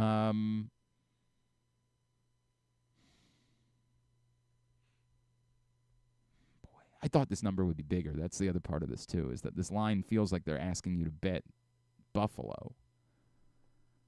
I'll regret it, but I'll bite Denver. I'm not going to regret it. I'm going to bite. Teams, they always say that defense travels, and the Denver Broncos have a legit defense. Yeah, didn't travel to Baltimore when they played here. Well, that's fine, but Baltimore's a different animal against good teams not in their division. Yeah. Like they just thrashed good teams not in their division for 2 years now. Buffalo's had a little bit of trouble, protecting Josh Allen. He makes up for it a lot with his legs. Can Denver slow that down? I think that's the entire key to the game. Can they avoid the splash plays that Allen makes in the run game? I think they do enough. I think this number is big enough for me to see Denver keeping it for what it's close, worth, the Ravens game is the only game all year that the Broncos lost by more than 8.5 points. Really? Yeah. So I'm going to take Denver and feel pretty decent about it, actually. I got another stat. Sean Payton 4-1 as a playoff underdog against the spread all time. Not an underdog too often. But that was probably back when he was still trying to win. Drew Brees in those games. Yeah, Drew Brees. Yeah. Also, he was probably still trying to win football games. Now that I know that he's not trying to win football games, I don't think I can bet on the Broncos ever again. At least under Sean Payton. So I will take the Bills here. What? Okay, can you explain that for 2 those weeks of ago, us that when are... he said that when they did not go for 2 to try to beat Cincinnati and clinch their playoff spot, he said we'd rather play all our players next week and beat the Chiefs by 38-0. We're playing for a tie. We're playing for a tie. Okay. So no, I'm not betting on the Broncos. I will take the Bills here to win by about 40. I kind of love that you have a lot of bitterness about that. It's stupid. It's stupid. What did you have? Did you have American dollars on that game? I think I did, but that's not the point. That's the only reason why you not the point. No, it is. Well, it's the entirety of If the I point. were a head football coach of an NFL team, I'd No, probably try to win. You're acting like he's Raheem Morris. You're acting like he's incompetent and doesn't know how to football. There's a good chance. I don't know. God. I'm taking the How Bills. is he not fired? How? All right, go ahead. I'm on the Bills. James Revere is on the Bills. I'm with all the Jays. All the Jays are on the Bills. Actually, not John Proctor. So John in Little Rock, Joe, Jeremy, James, and myself on the Buffalo Bills. 7-5 in favor of Broncos. Paul and I picked every game the same way. I don't like that. Yeah, Chargers. You're both on Buckeyes. Gotta both figure on out the a way to Irish. get a game back Yeah, somewhere. yeah. Don't love this. 4 o'clock window, 4:30 to be exact, on Fox. The Green Bay Packers are traveling to Philadelphia, and the Eagles are laying 4.5. Jalen Hurts practiced fully yesterday, right? Yeah. At the very minimum, he was on the field. I know, and he had his helmet like he was. I mean, the Eagles with Jalen Hurts and A.J. Brown have been legitimately unbeatable. 4.5. That's the number. I like the Packers. This is the part that I'm struggling with. I like the Packers. I'm gonna. I also have to think about where I can get a point here. Packers is my pick. I like how much you and I are agreeing. Oh no, that is terrible news for you. You may like it. I don't like it. Well, I mean, you are leading the contest. This is good news. You said something that I can't get out of my head, and it's like I like Green Bay. Like I do. Like legitimately, I like this team. I like how they're put together. The Christian Watson thing is immaterial. People were making a big deal. He never plays anyway. And if he does, maybe he makes a play one game and then another. It's not a big deal. I think Wicks does more than him, and getting Wicks on the field more is actually helpful to them. They have a defense. They have a run game. They can keep this close. I don't know if they win the game outright, but more than a field goal, I'll take Green Bay. Yeah, I like both these teams a lot as well. And it's very tough to pick against this Eagles team, assuming health. But the Packers are getting 4.5. I do like the Packers a lot as well. I'm not sure why. I just like Jordan Love. They're just a really well constructed team. Yeah. So yeah, they're getting 4.5 points. So even on the road, I'll take Green Bay. And the way they looked, you would assume that both these teams want to run the ball, which would make it a lower scoring game. Like there's a lot of factors here. And if it's a lower scoring game, it's more likely to cover. It's a whole thing. You do have a chance to pick up a point here. Paul Valley is on Philly. It's also part of the reason why I picked Green Bay. Now, of Kyle, course, this could be my undoing. Yes. This could also be the reason why I'm eliminated. The former producers, Kyle, Paul, and Chell, all on Philly. Proctor is on Philly. It's bad news for Paul. And Joe Serpico on the Eagles, as is Andrew Stecca. Of course, Joe's going to be on the Eagles. Yes, of course. Yeah. So is that 6? Yeah, 6 on 6. We're splits on the Packers-Eagles. Then 2 Sunday nights.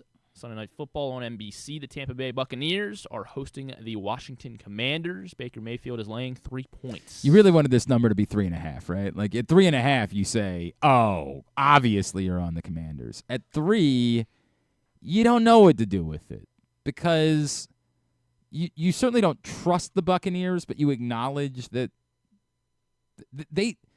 They are a good football team, and they're at home. And everybody loves Jaden Daniels, but the Commanders are far more uneven than you think they are because you love Jaden Daniels. Like, you love Jaden Daniels, and you remember it took him a miracle to beat an Eagles team without Jalen Hurts. It took Raheem Morris forgetting how to football for them to be able to beat the Falcons. Jaden Daniels is great. I mean, it took a literal miracle for them to beat a Bears team that almost went the entire rest of the season without winning a single game.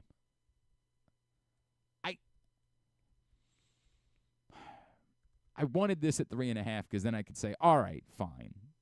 Commanders lose by a field goal. We're good. And so somebody would say, well, why not just still take them because you still have the ability to get a push? And I'll probably default to that, but I don't love it. I do think the Buccaneers are a better overall football team than the Commanders are. But it's way more fun to be pulling. Jaden Daniels is so damn likable. I hate this because in my life I have despised Washington. Like I've hated them. I've always wanted bad things for them.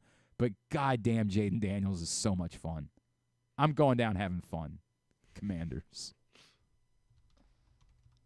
I'm going down having fun too, and I don't think there's a more fun story than Baker Mayfield. Yeah, there you go. I think this is fun. I think that is a team that is just ready to go. I think the Mike Evans thing just brought it all home of what they're about, which I loved, by the way. I loved getting him that last play in the 5 yards. It was fine. Remember, they're also still the same team that lost to Dallas 3 weeks ago.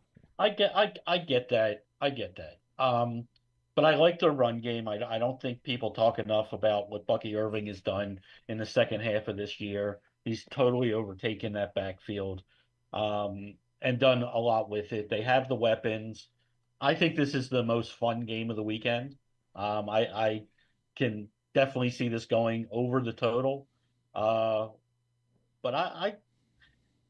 sadly, I like both offenses, but I'm gonna roll with Baker here. Yeah, I feel the same way. Like I like both these teams. Like they're both pretty good stories, even though one's in Washington, and typically we don't care too much for Washington. It's always fun when they struggle. However, Jay Daniels carried my fantasy team all season, and it was so much fun. So you feel like you owe it to him? I do. I feel like I owe it to him, and it was a ton of fun just rooting for him all season. And they are still a good. Terry McLaurin is a great wide receiver. They still got that Marshall and Lattimore versus Mike Evans should be pretty fun. I'm gonna go ahead and put my left hand up as well. Who are we? The Commanders. Get some revenge for Week 1 as well when they lost to Tampa. So yeah, I'll take. They're getting 3 points. They even have to win outright. But yeah, I will take the Commanders here. We are split 6v6. Unfortunately, Paul Valley is on Washington alongside us, Glenn. So you can't pick up a point here. Okay. All coming down to the Packers. No pressure. Ryan Shell's also on the Commanders. Oh no. All right. Well, thank God Paul's on him too. Jeremy's on the Commanders though, as is James Revere. What is that? What is this? It's a very interesting group here. We are splits. Then to Monday night wild card game, Minnesota Vikings at the LA Rams. So as of right now, the game is still in Los Angeles, but they are prepared to move it to Arizona, depending on how things go with the fires. And obviously, what a nightmare all of that is for everybody in California. The Vikings are 1-point favorites on the road. I mean, no way. I know that some of this is recency bias of the version of Sam Darnold that we saw on that guy stunk. That guy was seeing ghosts again. But it's also that I just like the Rams, man. I really do. And I get it. You can say their offense has been disappointing in recent weeks, and it has been, but they've gotten the job done defensively. I still think there's more there offensively. Why Cooper Kupp went into witness protection, I don't know. I thought he retired. That was what I thought. I like the Rams. I really the Rams are my under the radar. If you read this print issue of Press Box, I told you if you wanted to try to find some value on another team to try to win the NFC, the Rams are the team for me to do it with. So yeah, I'm going Rams. obviously by the spread, toughest game of the week to pick. I think a lot of people are going to be down. Everybody's been waiting for that other shoe to drop with the Vikings all year. It finally dropped. But some of that is coaching decisions, going for it every single time on fourth down. Kind of never taking points, things like that. I don't know. I really like LA. I like their offense. The reason Cup is no longer the guy is because of a guy named Puka, who Well, it's not about him. It's not about whether or not he's the guy. Everything. It's that he's not even a guy. He's yeah, not. I know, but he's not. That all the targets went to Cup. Like there was no room for anybody else in that offense, and all of a sudden you had to make room for the better, younger version of what Cup is, and that's Puka right now. Williams has had a resurgence the last 4 weeks where he's back scoring touchdowns. And I just simply trust Stafford a little bit more than Darnold. The point doesn't matter to me. I'll take the Rams. Yeah, I don't like feel that great about either one of these teams at this point, to be honest, just because the Rams haven't looked like that crazy great over the final few weeks. And obviously the Vikings, just again the recency bias thing. But I don't like picking. I haven't liked picking Darnold all season. And I'm just gonna say history repeats itself. The Vikings lose to the Lions earlier in the week, and then the very next week they take on the Rams in LA, and they lost again. These could be the only two teams that the Vikings lose to all season. So why not? I'll take the Rams again as well. I don't really have a great reasoning for it. But we are largely on the LA Rams. 3 backers of the Vikings: Andrew Stetka, as is Kyle Ottenheimer and Ryan Shell on Minnesota. No, I like that Ryan's there. That is good news. But I don't like that I still can't find other places to disagree with Paul. Now to the big one. Obviously, this is largest spread of the weekend. We got it at 9.5. I guess it's ballooned up a little bit more, but Ravens are laying 9.5 against the Pittsburgh Steelers Saturday on Prime Video at 8 o'clock. I mean, this goes back to to me, this is the opposite of the Bills thing, where like the Bills line, you expect it to be bigger. The fact that it's smaller screams at me, you got to bet the Broncos. You expect a Ravens-Steelers game to have a line somewhere around, a score or less. The fact that it's this big screams at you to bet the Ravens. Do I really believe that that's what's going to happen? I don't think I do, but Vegas knows better than me. Ravens. I can't do it. I think the Ravens win this game. We kind of said this a couple weeks ago, like how big when it was 6.5, and like these games are never blowouts like that. 6.5 is like for crazy talk. It's always a 3-point game, 1-possession game. The fact that they just blew out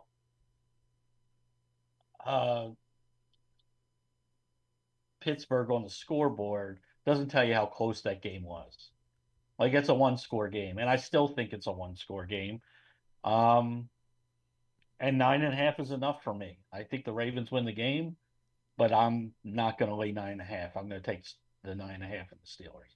I am exactly. I echo exactly everything Ken just said. Like 2 weeks ago, if it's not for Ardarius Washington and Marlon Humphrey, like that's probably like almost a 3-point game. Who knows? I mean, obviously the other things could have happened differently, but yeah, like if it's not for the fumble at the goal line and then Marlon Humphrey's pick 6, like that is a 1-possession game. So 9.5 is just way too much. I don't care how gross the Steelers have looked over the last month of the season. They've been playing really good teams, and it is still the Steelers, and no one knows this Ravens team better than Mike Tomlin and the Pittsburgh Steelers. No matter how ugly a football they're playing, 9.5 is just too much. I will take the Pittsburgh Steelers. Glenn on the Ravens, as is John Proctor on the Ravens, Jeremy Kahn, James Revere, and Andrew Stetka on the Ravens. You're going head-to-head with Paul Valley here in this one as well. So there's the only two games. I do feel good about that. Yeah. Like I'm gonna be so happy. Like this would be I'm very happy. Well, it doesn't matter. You've got nothing. At stake anymore. You're just. This is exhibition for you. Like for some of us, there's a lot at stake in this moment. lot happening here. Imagine if I'm down 4 going into next. It's over, Jack. It's over. I'm either going to be tied down by 4 or still down by 2. Like, those are the options. After I guess there could be a push in there that would change things. All right. We will see you on Saturday night, sir. Maybe. Oh, what does that mean? Early bedtime? Oh, I have an unfortunate situation. Oh. All right. Tell me about that. I'm sorry. Whatever it is, I'm sorry. I hope that we'll be seeing No, you it's not a bad situation. It's just unfortunate that it happens to occur. It's a happy celebration. I don't know what any of this means, but all right. I have a wedding in Frederick to attend. Oh, the wedding during the game? He's shaking his head. Oh God. Oh God. You're getting congrats on getting married. No, wait. You couldn't tell these people that, like, hey. Oh my God! When they announced, 3:30 is a good time for a wedding. And I knew. Well, I've already stated because I will be home hopefully for most of the second half if I can convince my wife to leave. Yeah, early. right. Like, we've done our part. We dropped the envelope in the box. Like we drove. It's an hour and a half away from me. God. Like, it starts at 4:30. I figure if I have to leave at 3. Are these people that don't care about the game? Or are they people that are like, hey, we would like to watch the game, but we made our wedding plans and we're not altering our wedding plans over it? Because I think both are legitimate. Well, I mean, you know how weddings are. I mean, they picked this date a year ago. I understand that. But that's what I'm asking. Are they people that, like, care? Are they despondent about this because they're Ravens fans, or are they more indifferent about football and so they just kind of don't care? I don't know how to read that one, Glenn. I would like. I know the people attending the wedding I'm telling that you, I would be seated with. We'll have our phones out. Yeah, my quote unquote cousin. He's not really my cousin, but we have the same last name and we grew up around each other, so we always called each other cousins. The whatever year the Orioles, I guess it's sort of in 14, when it really looked like the Orioles could be playing the Giants in the World Series, and I'd already booked like travel to go to San Francisco, if they had beat the Royals in the ALCS. I remember having this conversation with him, like, dude, I love you. And he was like, no, I understand. 2, I would like nothing more than to move the wedding. But, you know, they were despondent about it because, you know, you plan a wedding. You can't just all of a sudden say, I know. I get how it goes. But, like, they at least were apologetic and understanding about it. And they were like, look, we're going to make sure that we have talked to the venue. They will bring in extra TVs to make sure that, like, the games, they were. I don't think this is going to happen there. At this, I don't. It's like at a random, like, Frederick's beautiful. I don't want to call it a hall, but it's not like at a hotel or anything like that. It's a terrible time of year to get married, though. Like, what if there's totally a foot of snow on say? You know, like. Well, it doesn't look like this. Well, I know. I'm not saying that now. I'm saying, like, more generic when you plan the wedding. That's what we said when we got the invitations. Like, that's a terrible time of year. But awful time. It is what it is. Yep. Very, very happy for the couple. Yeah. And we will see. All right, we'll see. Maybe we'll see. Maybe we'll see. Love you, buddy. Appreciate you. We'll talk soon. Take care, guys. It's KZ with us. Does that make, like, that? I really don't know how you handle that as, like, a friend, a family member. Well, maybe if it does snow, again, I would presume these people just aren't that big of football fans, because if they were, then you're it's the first round. You're thinking about that. You're like, hey, there's a chance. Now, again, I get it. Like, you could be a 5, you're a 6 or a 7 as a football fan, and just say, hey, look, you know, maybe there's a chance, but it is what it is. It's the thing that I said a year ago. If the Ravens had been playing on Wild Card Weekend, I was going to be on a Disney cruise. Like, it's just the way that it was going to go. But that affected me, not other people. Other people not really affected by that. Me, yeah, I was a bit affected by it. That's the way. Actually, I guess that's not true. I think the cruise ended on Friday, so it would have been off the cruise and would have been able to watch the game, whatever it is. Moral of the story being, like, sometimes you just make plans, and those are the plans. That's the way that it goes. But when it's other people, when you're asking other people to make the same commitment, that's a tough scene, man. That's a really tough. And undoubtedly, there are people that have told these, you know, whoever Ken's friends are, they're not going to be there. Like, love you, not going to be there. We'll send a wonderful gift. We'll send a the nicest air fryer you've ever seen in your life. Yeah, I'm just trying to think why it's not early. I don't know. I don't know. I've never been married. I'm not sure. No, you haven't. I guess this isn't my. Griffin's just actually out getting just married take- every weekend just to see what it's like. He's like, yeah, it's kind of cool. Getting married, huh? I don't know how it works, I guess. Yeah. Oh, what do you mean? What part of it? Which part of it? I feel like if they were going to do this, you would schedule it earlier in the afternoon anyway. And if this isn't going to start until like late afternoon, even evening. Most weddings are evening affairs because people but like if you're doing a weekend, I don't know. Yeah, I guess. like late afternoon to evening affairs typically are the way that you don't normally like to get drunk at 3. You prefer getting drunk at night. What do you mean? Like that's normally the way. I think, I know. don't You're think different. You're a different type. I understand that. You like getting drunk and going to bed. Normally, it's the way that it works. Not getting drunk and then trying to go have an evening. Yeah, that's not. It's for people of a different age.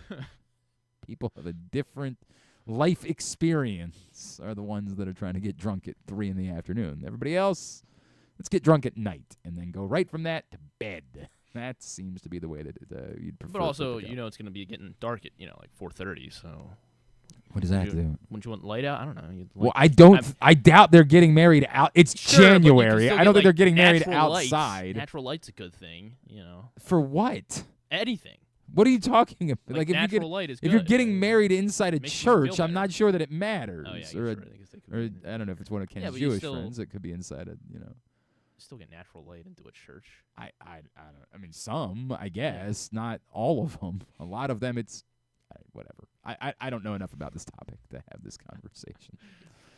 I guess you've only been married once. Yeah, correct. We've I been don't know anything. combined I don't married know once anything. between the two of us. So I think Proctor got married on it. Didn't we have this conversation recently where Proctor about got married on a Sunday, but he got bailed out because the Ravens, I think, opened on a Monday night, so it wasn't a problem. Or it was like Thursday. Yeah, whatever it was. Whatever it was, yeah. The Ravens weren't playing. It was like the first Sunday of the football season, but the Ravens weren't playing on Sunday, so he got bailed out on that one. After he was like, "Look, man, I got to plan a wedding. This is when the venue's available. This is when the wife wants to do it." And like the whole thing. I get it. I do understand. Like real life is real life. I am by no means suggesting these people cancel their wedding because the Ravens game.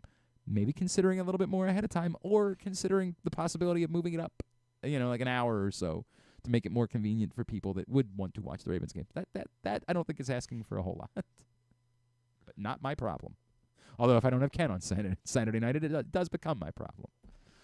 Today's show also brought to you by the print issue of Press Box. It is our annual best of issue, and it is available for free wherever you find Press Box throughout the region, including your neighborhood Royal Farm store. On the cover, our Mo Gabba Sports Person of the Year, Lamar Jackson, and inside, the top people, performances, and moments of the year.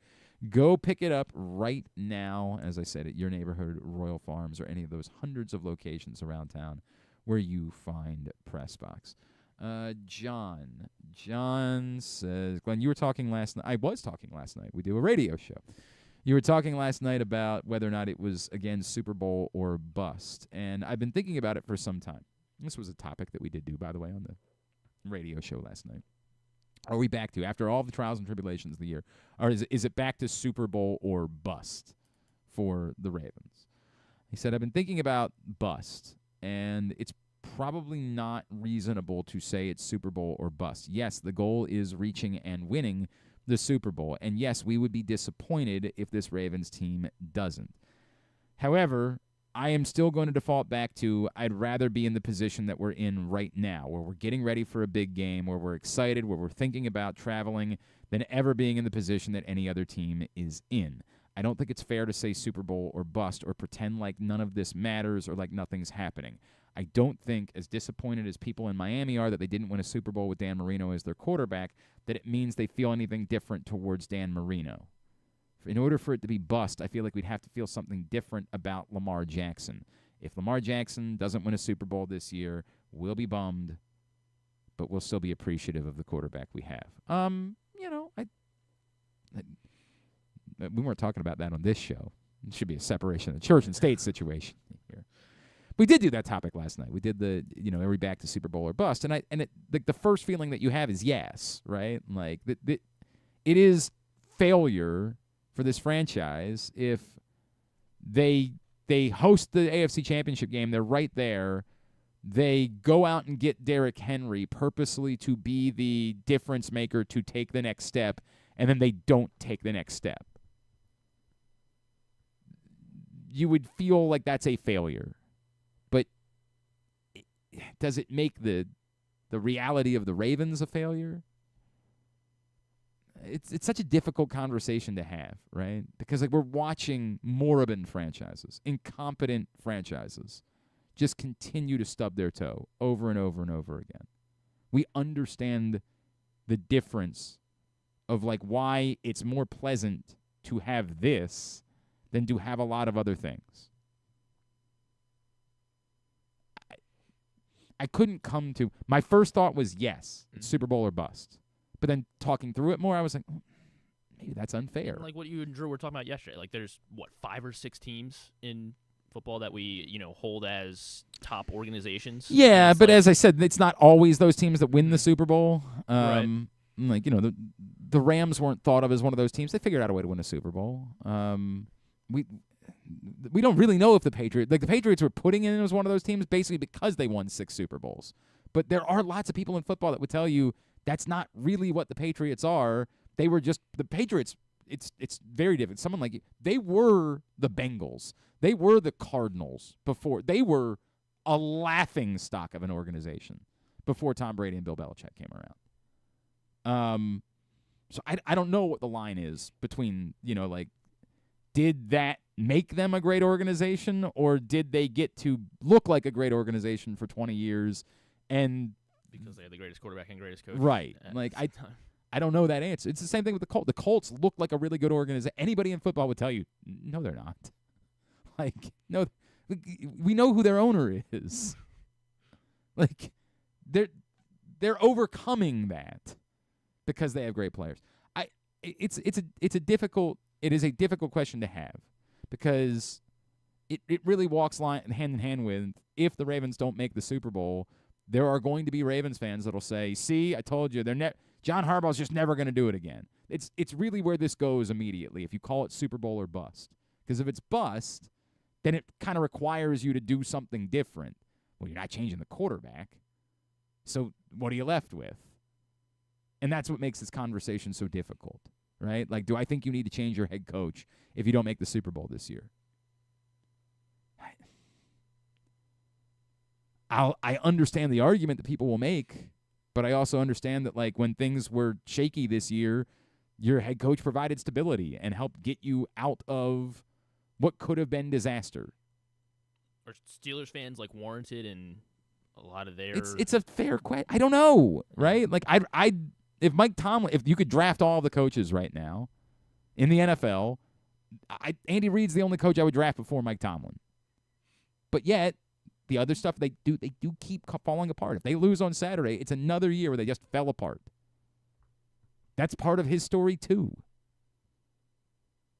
But is that because of Mike Tomlin, or is it because they haven't been able to identify a quarterback? Like, it seems like it's more miraculous they're there without having a quarterback than it is a failure on Mike Tomlin's part that it does. Complicated question, man. It's a really complicated question. And I got some really thoughtful calls about it, like, because you're trying to define bust. What is bust? Mm-hmm. It feels like to say Super Bowl or bust means that you've got to say if you don't win, we got to break things up. Well, the Phoenix Suns need to break things up because they're mid. The Ravens aren't mid. They're back-to-back AFC North champions. Maybe they'll win the Super Bowl this year, and then we don't have to have this conversation. So it's tough. Is it Super Bowl or bust? It's definitely a disappointment and some level of a failure if they don't. But graded by the Derrick Henry thing. Like, Derrick Henry is here for a good time, not for a long time. You got a short, presumably. I mean, I get it. He's a freak. He's a freak. He's the fastest kid alive. Like, I understand. Maybe there's some world where Derrick Henry's here playing like Derrick Henry for 4 years, but I'd be surprised by that. It seems like you got like a 2-year practical window for Derrick Henry. And that makes it important. And then, you do have to do, like, John Harbaugh is going into the final year of his contract next year. So you at least have to tack on another year, and that's if that's what John wants. John might say to you, no, I want another contract. And I'd be surprised if the Ravens would be as bold to say no. Right? Like, I just don't I don't see them doing that. So then is it bust if you're just coming back and running it all back next year? Hard to make that argument. So kind of talk yourself out of the idea of Super Bowl or bust. But it's Super Bowl or something. And I just don't know what the correct word is there. Failure, it's disappointment for sure, but that doesn't feel like it's biting enough. It feels like there needs to be a word that's more biting than disappointment. Like Super Bowl or and you want to say failure, but like that just feels like it's all or nothing. Like there's some word between those two things. I don't know what it is. All right, we come back in. Richard Sherman's going to be joining us. Yeah, that guy. Of course, Ravens Steelers is on Prime Video on Saturday night. He'll share his thoughts about the game, ask him about the MVP thing. All that on the way as we continue along here on a Thursday edition of Glenn Clark Radio. Treat yourself and taste the Baltimore tradition that is the legendary Costas Inn. Hey, it's Stan the Fan Charles. For over 50 years, the Costas Inn has been a Baltimore original, dishing out their amazingly scrumptious, fat, award-winning crab cakes and steamed crabs. Every season is crab season at Costas, so make your plans now by calling 410-477-1975 and reserve your taste of heaven. Sit back, crack some crabs, and watch the Ravens chase down another title on Costas' 15 TVs. On Monday nights, Costas offers their half-pound jumbo lump crab cake with 2 sides for under $30, and there are nightly specials Monday through Friday. So head on down to the Costas Inn at 4100 North Point Boulevard or visit them at costasinn.com. Make the most out of every day in your Toyota RAV4. Available in hybrid or gas-only models. A RAV4 can get you where you want to go in style. Check out buyatoyota.com for deals on new RAV4s from your local Toyota dealer today. The votes were all counted, and the results are official. Royal Farms was named #1 for food in the USA Today 10 Best poll, receiving more votes than any other convenience store chain in America. The next time you want to get some good food fast, doesn't it make sense to go to Royal Farms? Voted best in the USA and home of world-famous chicken. Real fresh, real fast, Royal Farms. The latest edition of Press Box is available now, and it's our very special Best of 2024 issue. On the cover, we celebrate our Mo Gabba Sports Person of the Year, Lamar Jackson, as Bo Smolka profiles what the quarterback means to the community beyond the football field. Also inside, we celebrate the top people, performances, and moments of the year in local sports. Press Box is available for free at over 500 area locations, including 60 Royal Farm stores, and you can always read the entire issue and find the best daily coverage of the Orioles, Ravens, and Terps at PressBoxOnline.com. Need a trophy or award that's as unique as the achievement? Look no further than Crown Trophy. With locations in Owings Mills and Gaithersburg, they specialize in custom trophies, plaques, and medals for any occasion. From sports and academic awards to employee recognition and corporate gifts, visit crowntrophy.com today and let them help you create a lasting memory for your school, team, or business. Crown Trophy is a proud supporter of the Maryland Public Secondary Schools Athletic Association. crowntrophy.com. One of the things that's definitely wrong with this country is that this dude still has a job somehow, some way. Glenn Clark. So, by the way, it lost in all the Tyreek Hill nonsense from earlier in the week. I did not realize that he had just walked out of the game. I didn't realize that until really? Mike McDaniel spoke about it. Like, I didn't realize that was part of it, just because there was so much going on. And, yeah, why would I don't cover the Dolphins, so why would I? This is becoming like a thing. Like, this really is becoming a I don't know what you do about this, because again, it's so weird the reaction the 49ers had to their guy leaving versus everybody else. I'm befuddled. 49ers players reacted the way that I thought all football players would react to the idea of a guy bailing on them in the middle of a game.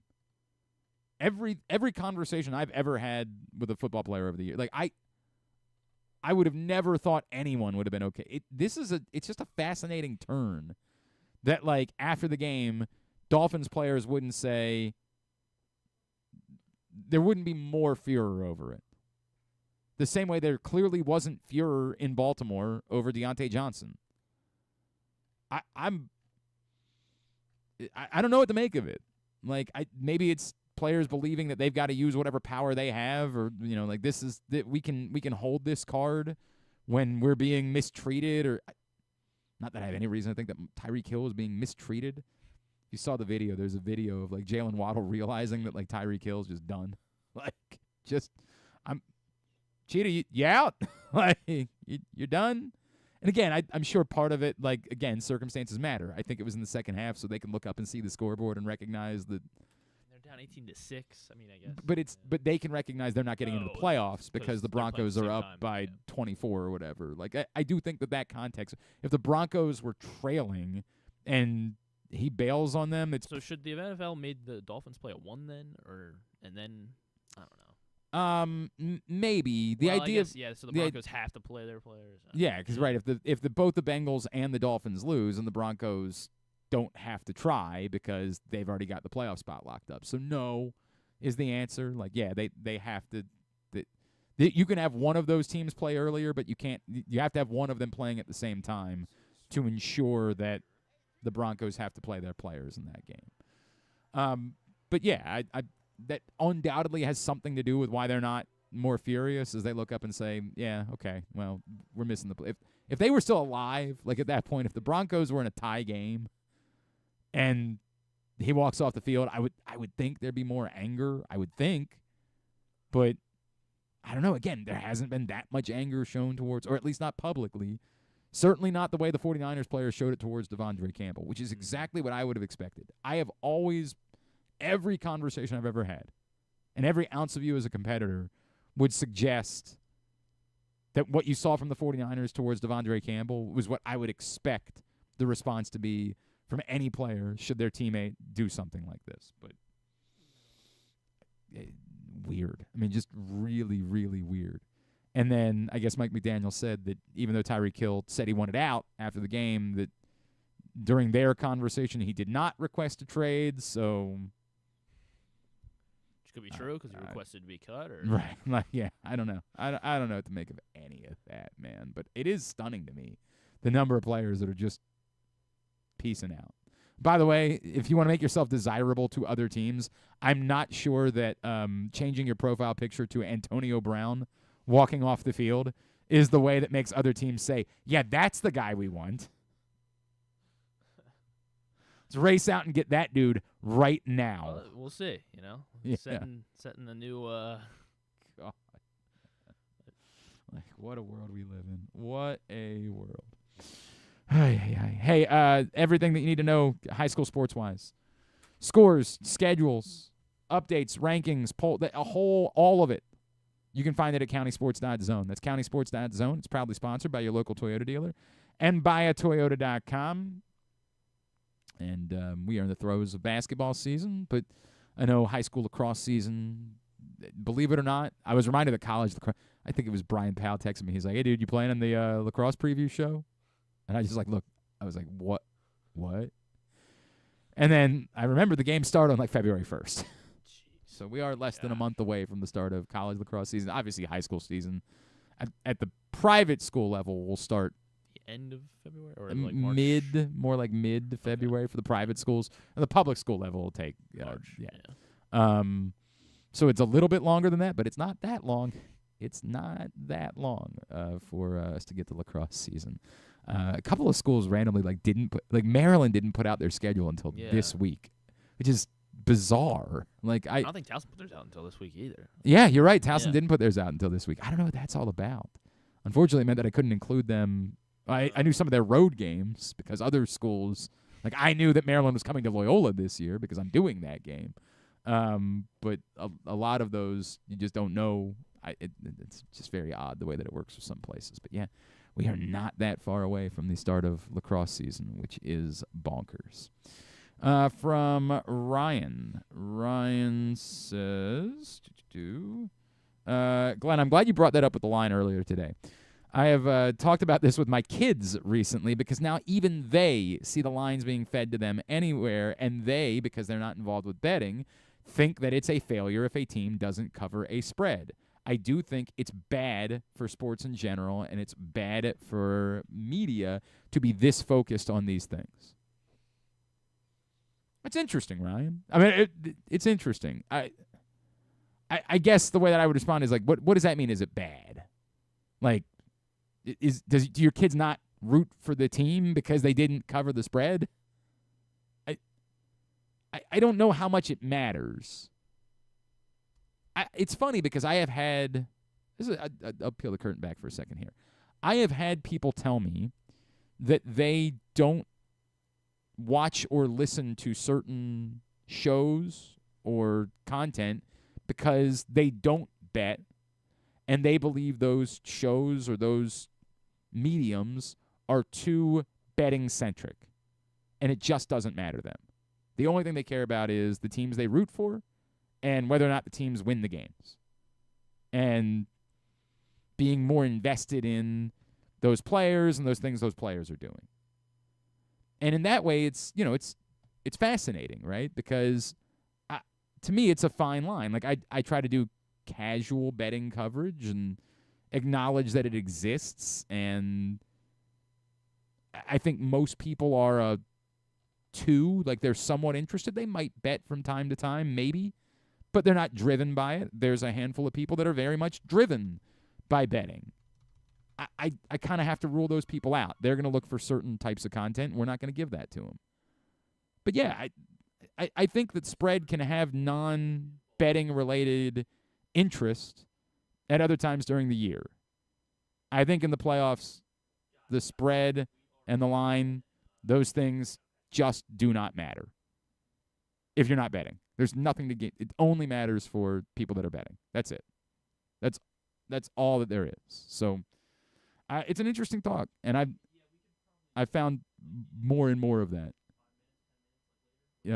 as we've gone through this. Sorry, I'm trying to figure out what's going on because I think we have to bump something back here. We're trying to talk to Richard Sherman. What's the story? What are we doing? They're running a few minutes behind, so they wanted to give me a heads up that they're running a few minutes behind. We should be able to touch base with Richard Sherman in about 5 minutes. All right, so why don't we do this? Why don't we go ahead and do Tidbit and knock it out then? All right, and then we'll talk to Richard Sherman. Okay. Tidbit, I guess I should say, is brought to you by the CIAA tournament. Tell me all about it. The CIAA tournament is where Baltimore is welcoming the excitement of the Food Lion CIAA men's and women's basketball tournament to CFG Bank Arena. Again, this year from February 25th through March 1st. You can get your tickets now at Ticketmaster.com. The Food Lion CIAA men's and women's basketball tournament at CFG Bank Arena, February 25th through March 1st. All right, what you got? Let's go with there was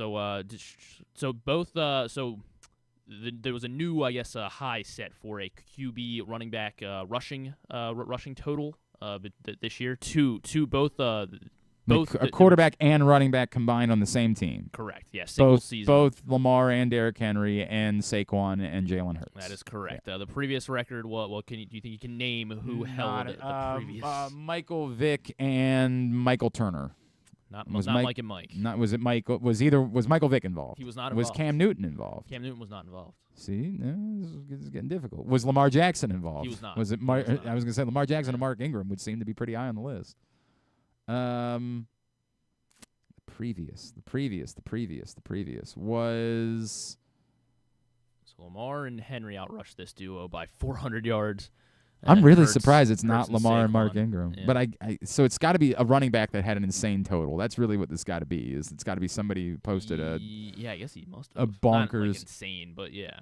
Well, let's see how many he had that year. It's got to be somebody. In order to be above Lamar and Mark Ingram, it almost requires. This year he had. How about Randall Cunningham and Ricky Waters? Not Randall Cunningham and Ricky Waters. Let's see, he was a rookie this year. Wow, yeah, he did. Okay, he did have kind of 1,600 yards and 13 touchdowns. So that meant the QB that year. I was going to say another hint, but I don't want to give it away just yet. So that QB had like about 800 yards, give or take. 1,600 yards as a rookie. 1,600 yards as a rookie. I'm just trying to think of guys that had big rookie seasons.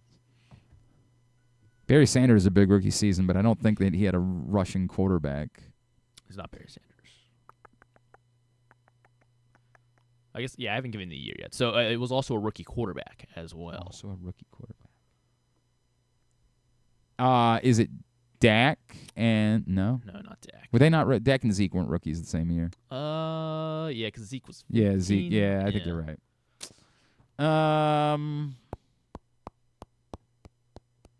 Game changer. The Chargers just picked up. Yeah. Right. That's why we all picked the Chargers, I think. RG3. RG3. Yes.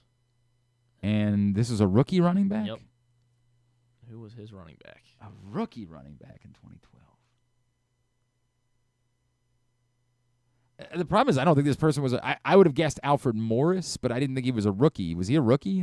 It was really? Alfred Morris. He was a rookie 2012. He was Why did I feel like Alfred Morris? Sixth-round pick that year. God, I felt like Alfred and that Morris was his best year by far. Because I want to say he left in like 2015 or 2016, and like in DC it was like losing a beloved son. Well, so he did rush for 1,000 yards his first 3 seasons, and then he must have he didn't get hurt. He just had 700 yards. Only had 1 rushing touchdown his the 4th year. All right. I thought he had been around for longer than that. All right. Alfred Morris and RG3, and then the other one I was gonna do the most obviously Mike Evans tying the consecutive 1,000-yard seasons record with Jerry Rice. Mm-hmm. Can you do the all-time? There are 7 guys with 9 1,000-yard receiving. Whether they're consecutive or not. Consecutive or not. Okay, so that includes Evans and Rice, or Yes, there are it 9 does. others. Yeah, no 9 seasons is the. So I want the guys that have done it. 9 so how many guys are we so looking? we need 5 more. 5 more. Evans, Rice. All right. Larry Fitzgerald. Larry Fitzgerald 9 times. Randy Moss. Randy Moss 10 times. Terrell Owens. Yep, Terrell Owens 9 times. Isaac Bruce. No Isaac Bruce. Marvin Only Harrison. 8 times. Only 8 times for Marvin Harrison as well. Bums. They suck. God.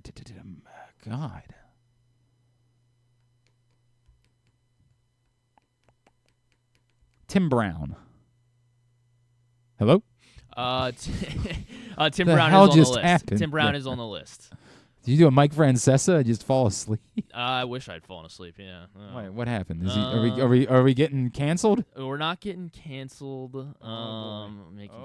Making sure we can still do this. Oh boy, I don't like this at all. I don't like this one bit.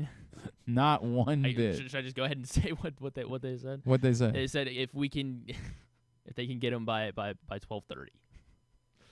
That would be a long time.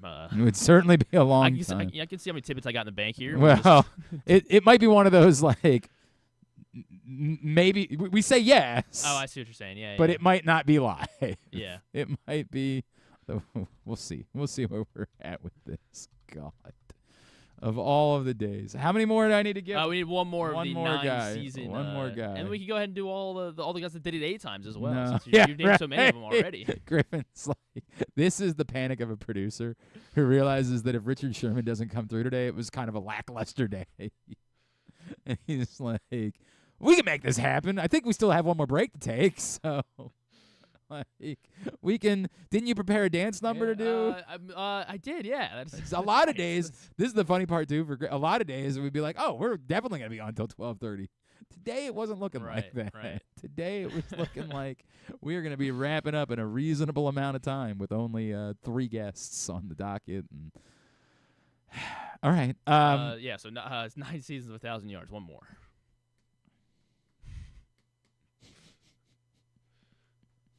What did you say? Well, I said yes. Okay. Yeah, you don't need to give him more information. I do agree with that. Yeah. Reggie Wayne.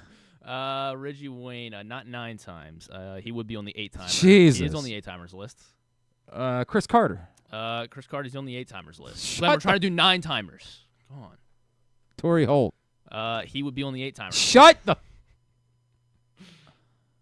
Andre Johnson. Andre Johnson. He's a real bum. Okay. He's only a 7-timer. Andre Reed. No Andre Reed. Looks like less than 7. Yeah, Art Monk. What? Julio Jones. No Julio. Only 7 times for Julio. Not going. Steve Smith. Nope. Oh, 8-timer for Steve Smith. James Lofton. Nope. No James Lofton. It's got to be somebody more modern. It can't be. You didn't get someone before Tim Brown that I missed, right? I'm trying to think.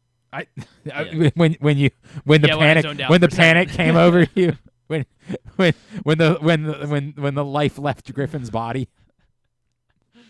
It's the real problem with something like this too. Is it's like Richard Sherman. So like it's a big guest. You want to try to work around it and accommodate and do all those things. You don't want to be like, no, we don't need Richard Sherman. It's also. This is the other thing too. Is Griffin booked this guest, somebody he's never booked through before, right? Yeah. And so that works kind of both ways. Where like you want to make sure you're doing right by them because you want to be able to get more. I've been a producer, so I know these feelings. So you want to make sure that like we'll work around you, anything for you. But then on the flip side, it's like, what if they're not being fully honest? Yeah. What if like they're buying time because they don't know, and now we're sitting here spinning wheels. And somebody's trying to decide whether they want to keep listening to this or not. It's a very complicated Chad Johnson. Nope, no Chad Johnson.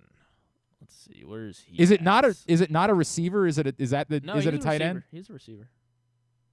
I just realized I hadn't guessed a single tight end. And I don't know. I mean, Tony Gonzalez would have been the only one. Yeah, I don't see him on this list. So yeah, I mean it would be. Oh, actually, I'm looking at only at wide receivers only wide as well. receivers, So, okay. and that was part of my question, but. I don't know how many yard seasons Tony Gonzalez had either. Steve Largent? Steve Largent, he's an 8-timer. Yeah. So we are going to have, I'm trying to think how many more 8-timers we have. We have 1, 2, we have 3 more 8-timers, 1 more 9-timer. So it's somebody who's not in the Hall of Fame. I basically named he's not. I've named like all of the Hall of Fame receivers. So now it's just who's Keyshawn Johnson. No Keyshawn. Keenan McCardle. Mm-mm. Marcus Colston, Roddy White, Derek Mason. Derek Mason's an 8-timer. He is a 2-time Super Bowl champion. Two-time Super Bowl champion. Ed McCaffrey? Nope. Rod Smith? Mm-mm. They won 2 Super Bowls. Julian Edelman? No. Wes Welker? No. I was about to scream out the F word. I really was. But it's more Drew Pearson. No. I think Drew Pearson's in the Hall of Fame. A 2-time Super Bowl champion. 5-time All-Pro. I don't know. 5-time All-Pro. A 2-time Super Bowl champion. 12,000 career receiving yards. 2-time Super Bowl champion. Everybody I'm thinking of definitely did not win 2 Super Bowls. Because Hines Ward. No, not Hines Ward. Did he not contribute very much to the Super Bowl teams potentially? Because is it somebody who won 2 Super Bowls at the end of his career? No, he won 2 Super Bowls at the beginning of his career. At the beginning of his career. Which, I wouldn't think. At the beginning, won 2 Super Bowls at the beginning of his career. Yeah. Yeah, he won the first 2 seasons, and then those were his only 2 seasons with that team as well. Okay, so it had to be somebody who won back-to-back Super Bowls. Yep. And then he went to. He didn't. Yeah, he didn't even play for. He was on the practice squad for his second team. And then he spent the last 10 seasons of his career being a real receiver. Yeah. With another team. This is wild, man. Yeah. Okay, well, so this is why I'm getting worried that you haven't said his name. But I guess. Well, there's only so many options of people that won back-to-back Super Bowls. So was he a Cowboy? He was a Cowboy the first 2 seasons, yes. So somebody was a Cowboy. He did not record a catch with the Cowboys. So I guess it doesn't really. So he does not really count as. I mean, he has 2 Super Bowl rings. So I don't know what you. How in the world am I supposed to come up with this person? So he didn't play his first 3 seasons, but he was part of. And then ended up being part of the Cowboys, and he was on the Eagles. Squad. I'm about to learn something. Yeah. I'm back to square one. So this could be anybody, but we know it was somebody that played in the 90s. God. Who would have? He's a. Antonio Free. No, he didn't. He was a Ravens killer.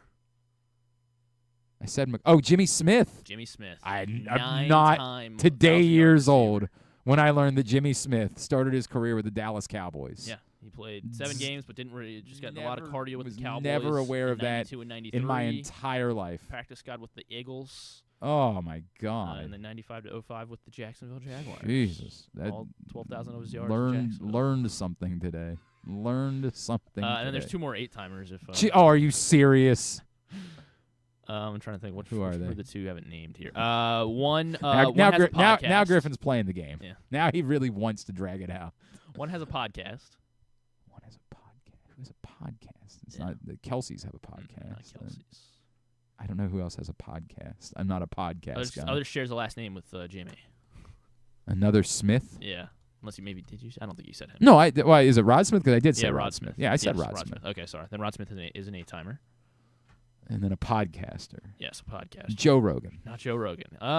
He came close. I saw Khloe Kardashian started a podcast. Is it Did Khloe she really? Kardashian? No, not For some reason, Twitter really thought that I wanted to know about Khloe Kardashian Twitter knows what you want, yeah. having what was the phrase? Courtney's ex-husband on her new podcast. Wow. Like, yeah, definitely. This website knows me, baby. I don't know who else podcasts. Give me something else about this person. He did not win a Super Bowl. Okay. 6-time Pro Bowler, over Great. 10,000 yards receiving in his career. It was a 4th-round pick in 2006. A 4th-round pick in 2006.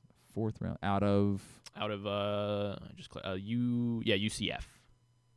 Oh, Brandon Marshall. Brandon Marshall, 8-timer. Brandon Marshall.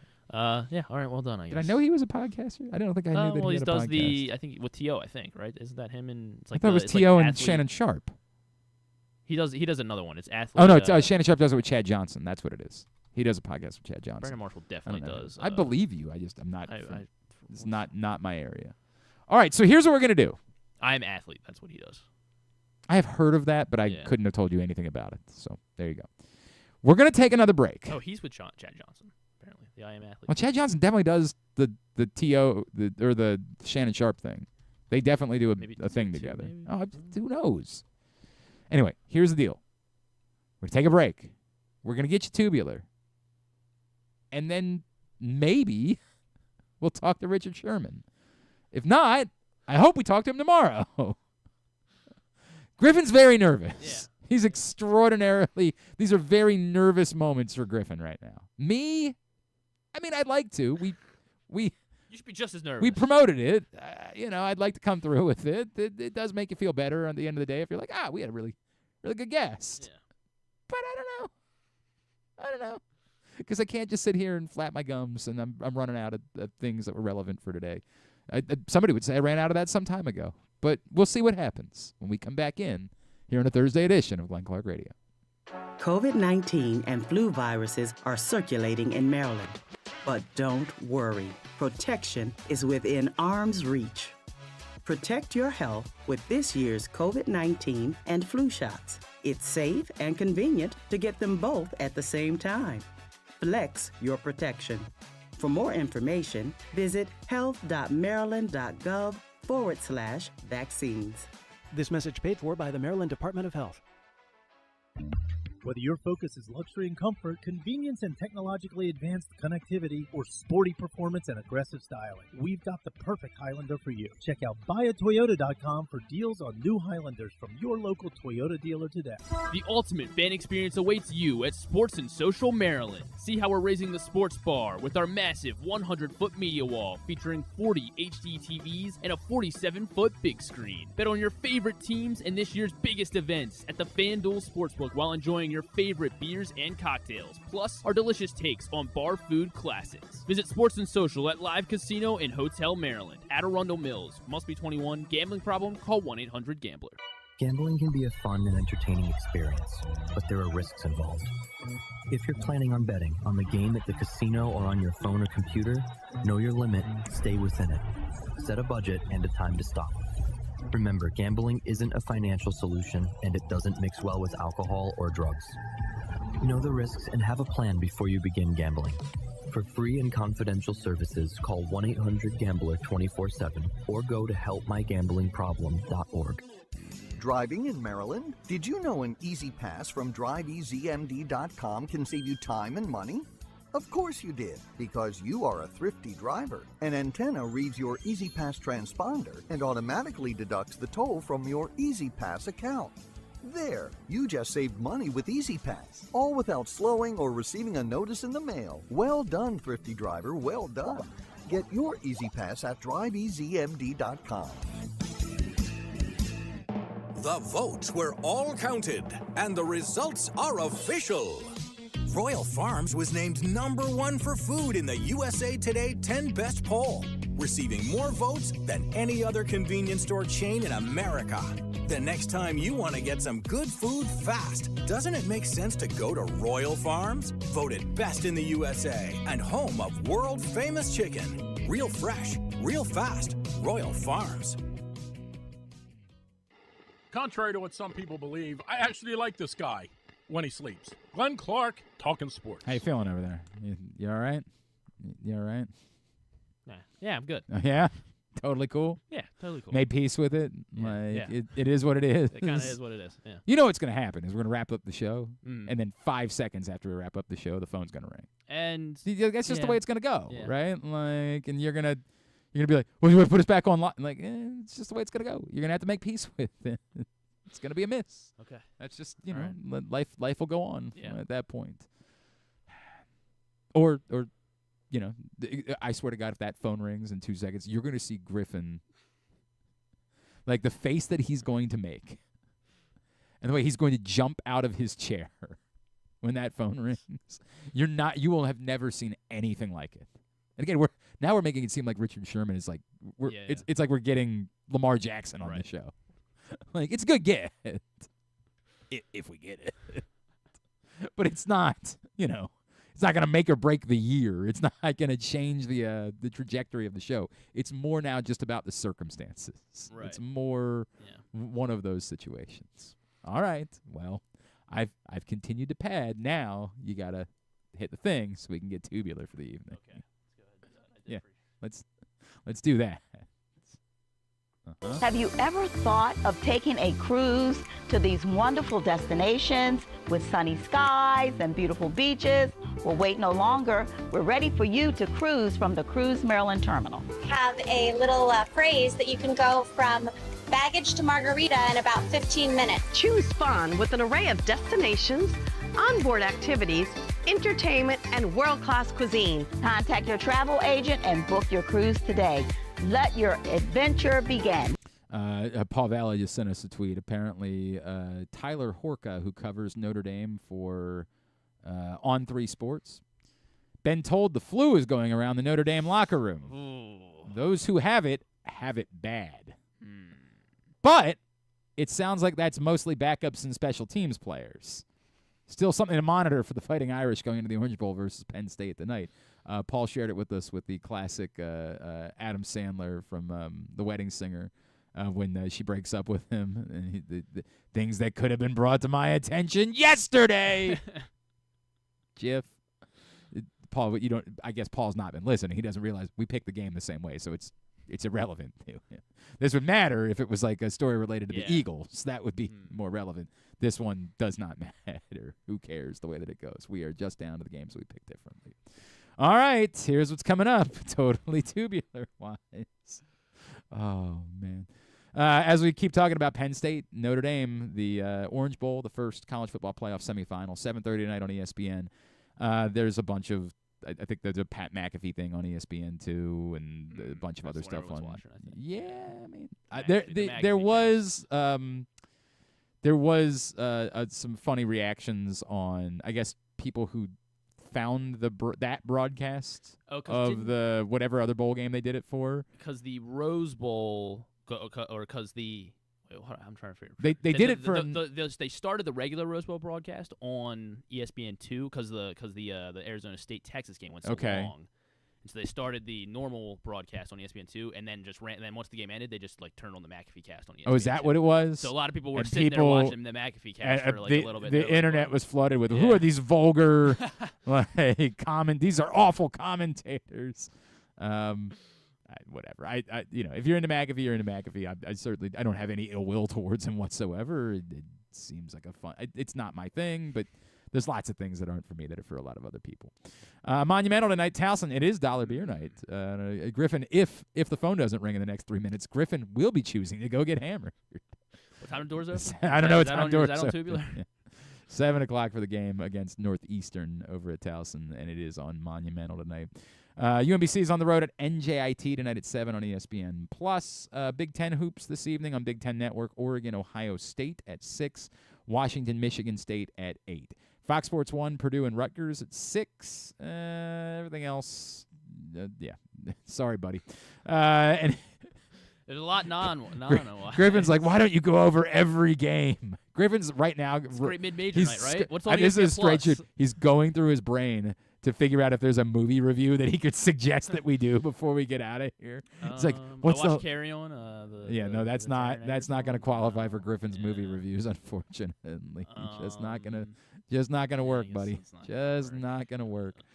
NBA TV for Timberwolves Magic at 7 o'clock. ESPN Plus and Hulu for Maple Leafs Hurricanes at 7:30. Golf Channel for the Sony Open in Hawaii round 1 at 7 o'clock. I believe they don't play. It's not video game golf there. Did those guys really have to fly out to Hawaii? I don't know. Maybe this is one that maybe none of those guys play in this one. I don't know. Anyway, that's 7 o'clock tonight. Would that be that big of a deal to fly to Hawaii? I mean, I guess if you're wealthy, then you don't. And you're playing golf, but it's to go from Tuesday night to having to play golf on Thursday. It seems like you'd want golf just so. I know, but I get it. I know what you're saying, but they are still competitors, and you would think they want to get there to practice. And I guess you're right. That is a lot, but yeah, I get it. I understand. Anyway, Access TV. They get for extra 5 hours. Come on. Well, I guess if yeah, they're West Coast already, I guess they're only getting an extra hour or two. But well, they were in Orlando. The golf thing. The video game golf, or somewhere. Okay. Now, why did I think it was somewhere in Florida? I don't remember exactly. You know what? Because they were in the SoFi thing, so I thought they were like. Oh, because SoFi Stadium's in LA. No, it's in Florida, but now I don't remember. I thought it was in Orlando. It's close to Orlando. I guess it doesn't matter. Whatever. Access TV, TNA Impact tonight at 8. We've done our best. Yes, non-sports. Griffin. Griffin's about to say so many things. You have no idea. Oh my God, Griffin is about to. Only Murders in the Building is on cable tonight, so you can watch that. That doesn't do anything for me. I've watched it. That's on ABC at 9 o'clock. Yeah. Before that is Extreme Makeover. Griffin is about to, whenever he prepared for Tubular, he's actually going to go to tvguide.com right now, and he is just going to read every rerun that is airing on, it's happening tonight on the Hallmark Channel. Yeah, I think they might be doing a rerun of Ghosts. Your Ghosts. So Hollywood Squares, you were a big Hollywood Squares guy, right? Yeah, they're rebooting Hollywood Squares. A big Hollywood Squares. Nate Burleson and Drew Barrymore are hosting the reboot. Sure they are. What do you mean? Sure they are. Sure they are. They are. Nate Burleson and Drew Barrymore. Ben Stiller is going to be on Colbert. I believe he directs some of the episodes. Nosferatu, yes. And Nosferatu, yes, he is. Nosferatu. Yeah. Cameron Diaz and Jamie Foxx will be on Jimmy Fallon. If you got anything there. No. They have a real movie. They actually have a real movie out. They're doing this action movie. Oh, I did see. I saw. Oh, it's called Back in Action. Yeah, I saw that. Cameron Diaz and Jamie Foxx. They are former spies, and they have kids now, but they're back in action for this one. It's on Netflix next week. Sure it is. An episode of Animal Control going Dutch as well on Fox. Practical Jokers is back. New episodes from Practical Jokers now on TBS. In case anyone didn't see it yet, it's on TBS now. That'll be available at 10.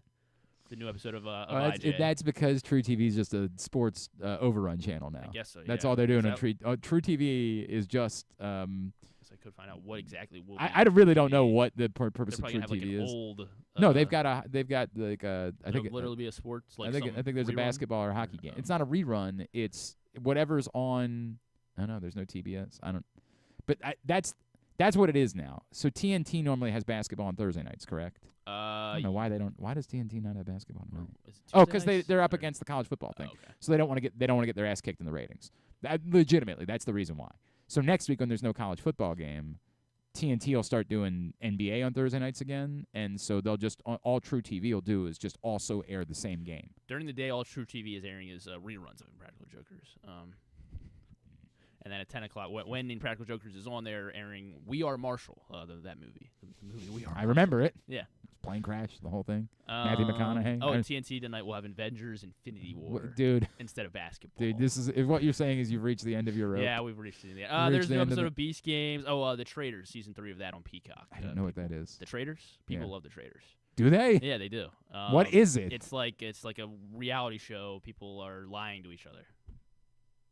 Okay. And there's like they have like stars from like Big Brother and like Survivor are like on it. And, so nothing. Reality stars are doing a reality show. Reality stars lying doing a reality show. Yeah, doing what they do best, lying. Okay. And trying to win. Okay. Because one of them is a traitor, I think. I haven't watched it, but people like it. Got anything else? It is the season 1 finale of Fast Friends on HBO Max. What is that? What do you mean, what is that? I don't know what it is. It's Fast Friends. It's like the Friends game show.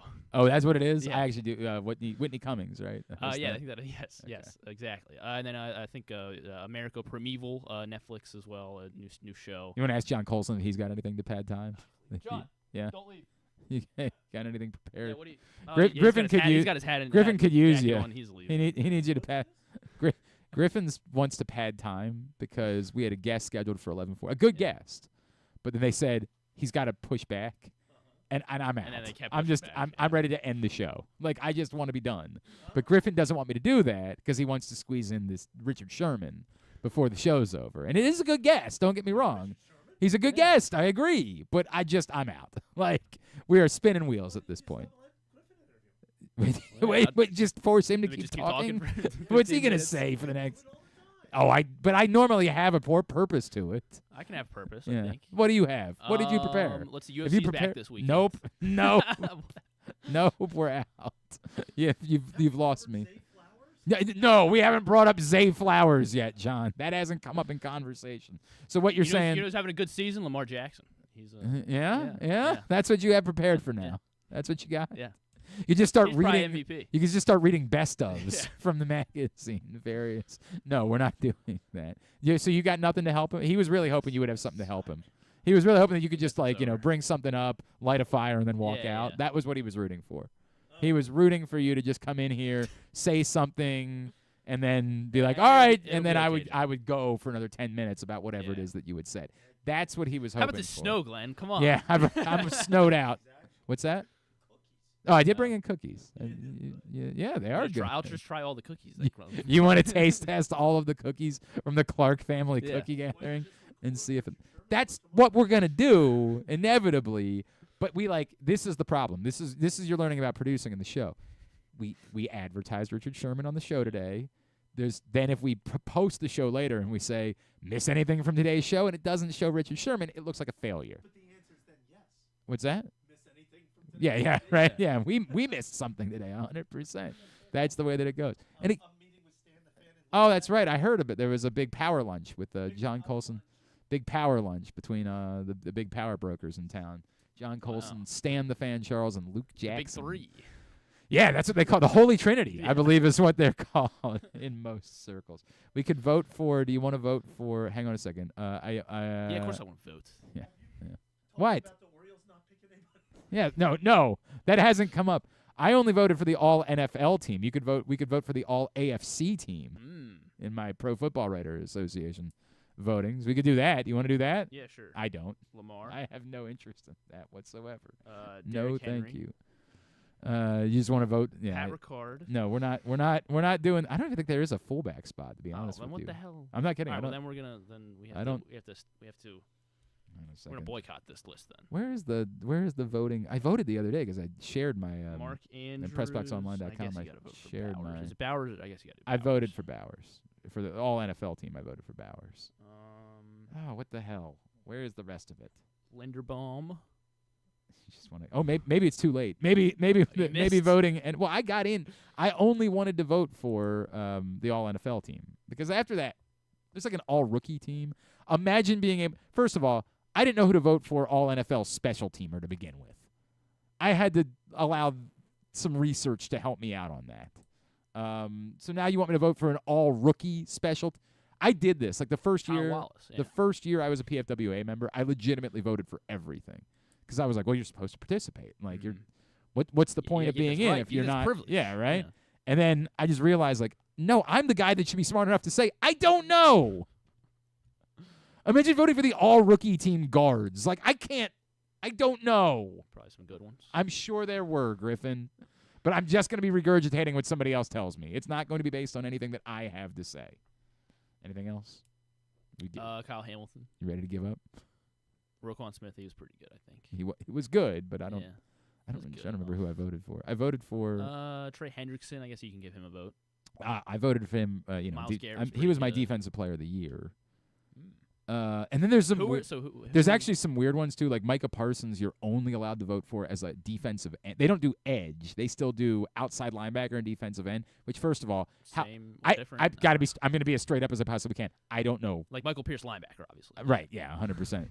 I voted for as my defensive ends Max Crosby and Micah Parsons, but I only voted that because they told me that Micah Parsons could only be allowed to be voted for as a defensive end. So They had an agreement with the Cowboys that you couldn't make him an outside linebacker. But I don't know whether or not these teams consider Max Crosby and Myles Garrett, like what they consider them. I have no idea because we've made that position edge. So I just voted for 4 dudes. I voted for Garrett, Hendrickson, Parsons, and Crosby. Those are my 4 votes.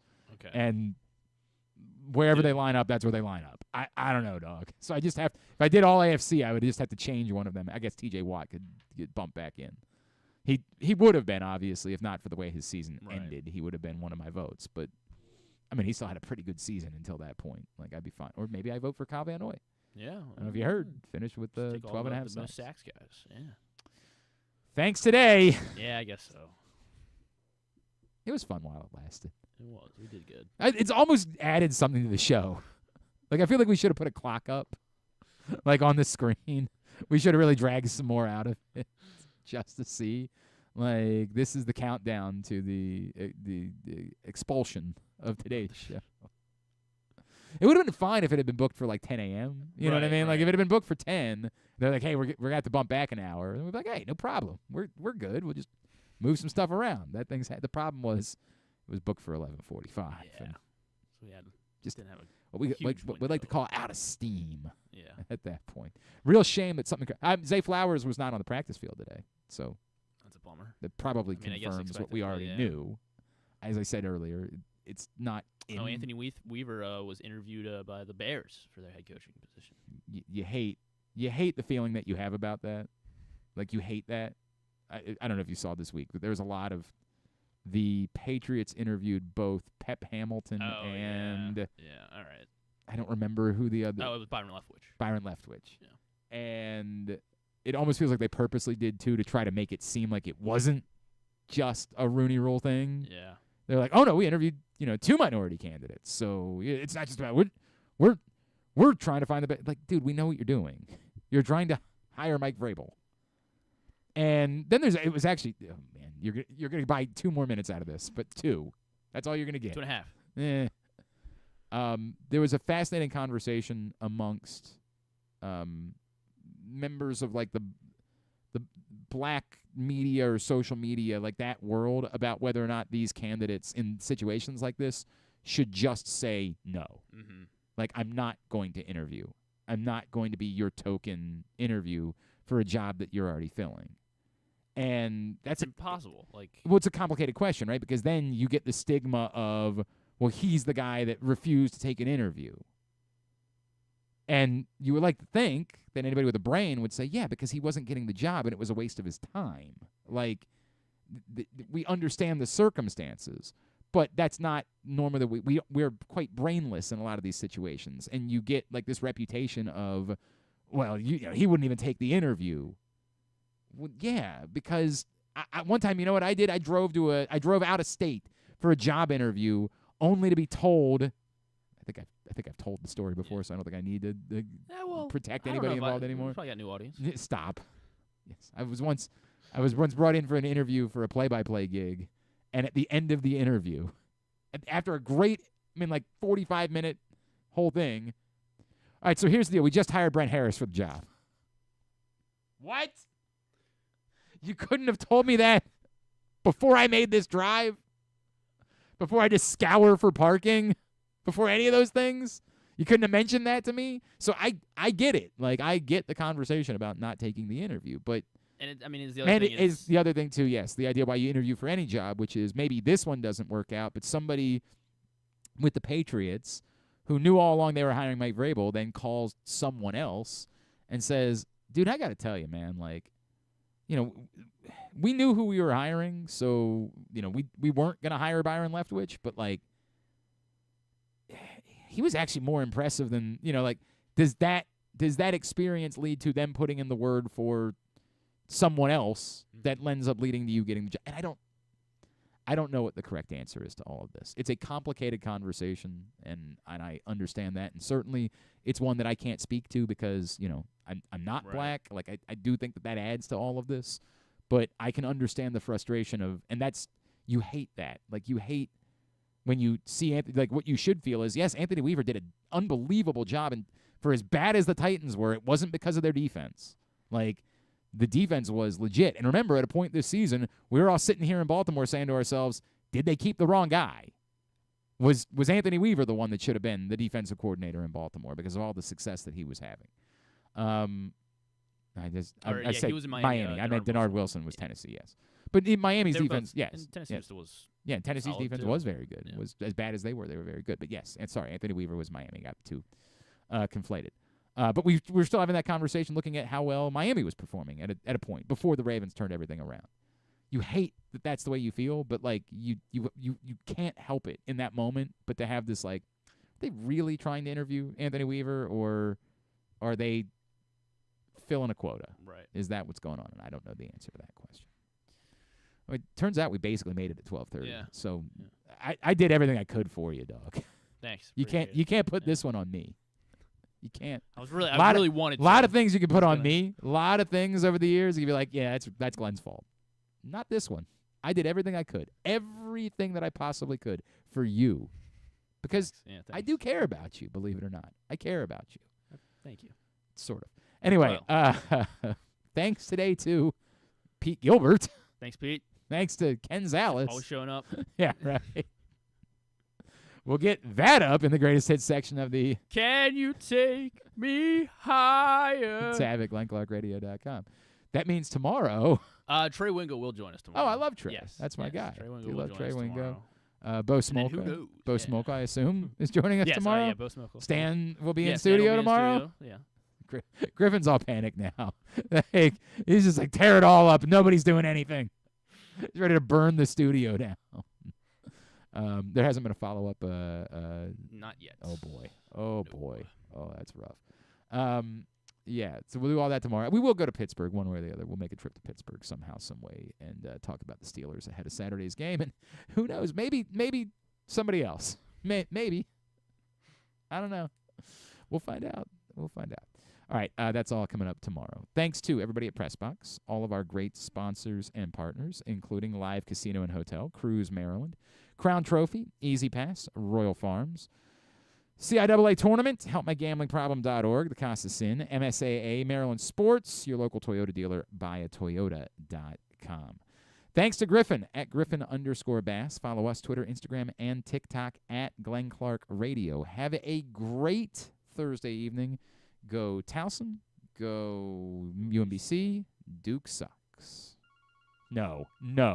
I mean, find out. If it's right now, oh, my God. You got to be kidding me. There's no way that just happened. There's no way. Oh, this is historic. The drama that unfolded in this show. You'll never believe this. Oh, my gosh. I had just said the thing. All right, Ravens Steelers coming up Saturday night, obviously, and the way to watch it will be on Prime Video. Joining us now here on GCR, really an honor to catch an absolute legend. Of course, former Seahawks cornerback and now part of Prime Video's coverage.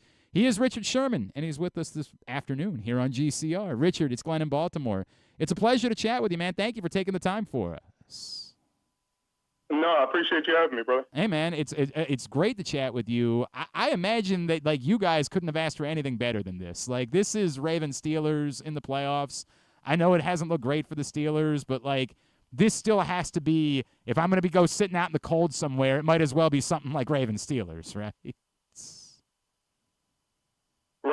Right. It's gonna be an NFC North dogfight. You know, it's gonna be all the pageantry and all that, but it's gonna be an old school backyard brawl, and I look forward to it, man. Two teams that run the ball well, play some good defense, especially Baltimore as of late. Yeah. And very dynamic quarterback. I did want to get your perspective on that, right? Because, we're not that far removed from the Ravens being legitimately the worst pass defense in the NFL at about the midway point of the season.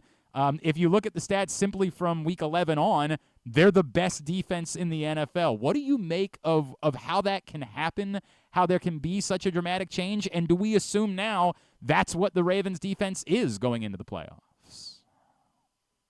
Well, I think you got to assume that's what it is. You know, it's been more than, a couple of weeks. It's been, 5-6 weeks of consistent performance, and I think the changes at safety obviously have a huge impact on it. Hump moving into the nickel spot and being very good there and making a lot of plays there. When the coverage gets tight, the pass rush gets hot, and obviously Van Noy and the boys have gotten after the quarterback a lot better since the coverage has been tighter. A lot more man coverage. Darius Washington is able to play coverage in the back end from the safety spot, on tight ends, on receivers. I think Nate Wiggins has played better during this stretch as well. I think Tre'Davious White has come in and played really good football. So all those things marry up to end up making the scheme work a lot better than it had. And I think Zach Orr has changed the scheme a little bit. Yeah. He came in trying to do everything that Mike – sorry. No, go ahead. You're Richard Sherman. I'm a dope. Go quick. I don't want to interrupt you. No, I think Zach Orr has found his own identity in this defense and ran what he thinks works for him and not what they were doing necessarily last year with Mike McDonald. And I think that's worked out for the best. Sometimes you got to run your own race instead of trying to recreate somebody else's masterpiece. Richie, obviously what it takes to win a Super Bowl, and Lamar Jackson is dealing with the burden. Like, there is no question about Lamar Jackson's greatness. He is a Hall of Famer. He is everything and more that we could have ever dreamed he was going to be, but the playoff thing still exists. What do you make of what that burden might be, or the weight might be, for Lamar Jackson going into these playoffs of carrying that narrative, carrying that reputation with him? Well, I think hopefully, this season, he's losing that in his own mind, and I think, he's tried to prove a point in the playoffs. At least last year, I felt like, he never said it, and, I don't want to speak for him, but I'm going to speak for myself. What it looks like to me is he wanted to win it playing quarterback, and he wanted to win it looking like a quarterback, that he's watched doing it like Tom did it, like Peyton did it, like, instead of doing it like Lamar Jackson should do it. And I think that was his mistake, because he's holding himself back. He's not running when the lanes are there. He's not taking off with the football, because I think, in his mind, there's some point to be made that, hey, I can do it playing quarterback the way you guys are used to seeing it. It's so wild. And in my mind, you don't need to prove that point. Right. Rich, it's so wild that you say that, because it's like, I can't believe that we hold that again. That's what makes him better than other quarterbacks. Like, he can do all of those things, and then he has this other skill that makes him more dangerous and more lethal. Why would you ever take that away from yourself? Yeah, but I don't think anybody took it away from him but him. Yeah. And I think that's been the issue. It's just like the other games.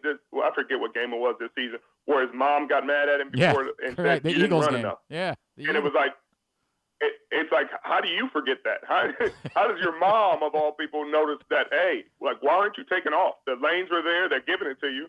Like, take it. And I think this season, on top of that, the team offensively, Munkin is going to have to run the ball, and he's going to have to not forget. And I think they got Derrick Henry so that they can never forget to run the ball. You just got to look out on the football field, and you're like, who's that big human being? Oh, we got to give him the ball sometimes. Right. Like, you got to give him the ball over 25 times.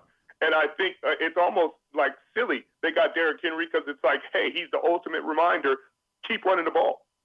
Richard Sherman is with us. Again, Ravens-Steelers Prime Video Saturday night, January 11th. Coverage begins at 7:30. Richard, I wonder with that in mind, because I would assume with Zay Flowers out on Saturday, the Steelers will attempt to stack the box against Derrick Henry and try to take him away. I would like to hope that what we saw like in the Ravens' regular season finale against the Browns, where Derrick Henry only had 8 yards at the half and then barreled over them, and I would like to hope that the Ravens have learned their lesson, and no matter what they see, they're going to keep giving the ball to Derrick Henry, correct? And that's what it seems like. And I think, you'll see Isaiah Likely and Mark Andrews more in a game plan, play action pass and things like that to really loosen up the box a little bit more, because I don't think they're going to have answers for those guys. But, yeah, I think you're going to have to continue to lean on Derrick Henry. And if you forget that, you don't deserve to go to the Super Bowl. And regardless of how Lamar plays, you won't. And I think that's what they got to keep in mind. They had the Kansas City Chiefs on the ropes. And again, you got behind and you didn't run the football anymore. You felt like you panicked, and you did. And you can't do that. You got to keep trusting the process, trusting the guys you got. And Lamar's got to trust himself. When the lanes are there for him to take off and go. You are the most dynamic player on the field. And if you take away that, you've given the other team, you've done them a favor. I wanted to get your thought on the, as you imagine, the MVP discourse has been particularly loud in our city. My friend Torrey Smith the other day was going on about how ask the players, and there will be no debate. There's no question about this. And then, of course, as soon as he turns around and says that Lamar Jackson was named by the NFLPA as their all first team all quarterback.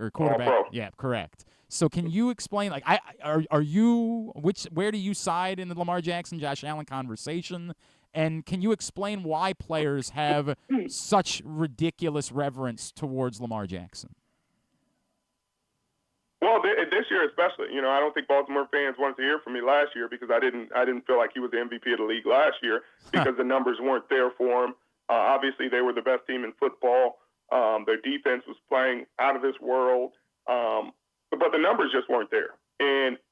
But them being the number one seed assists with the narrative. They were clearly the best team in football. Those things help with an MVP conversation when you're saying, "Hey, I'm the best player on the best team."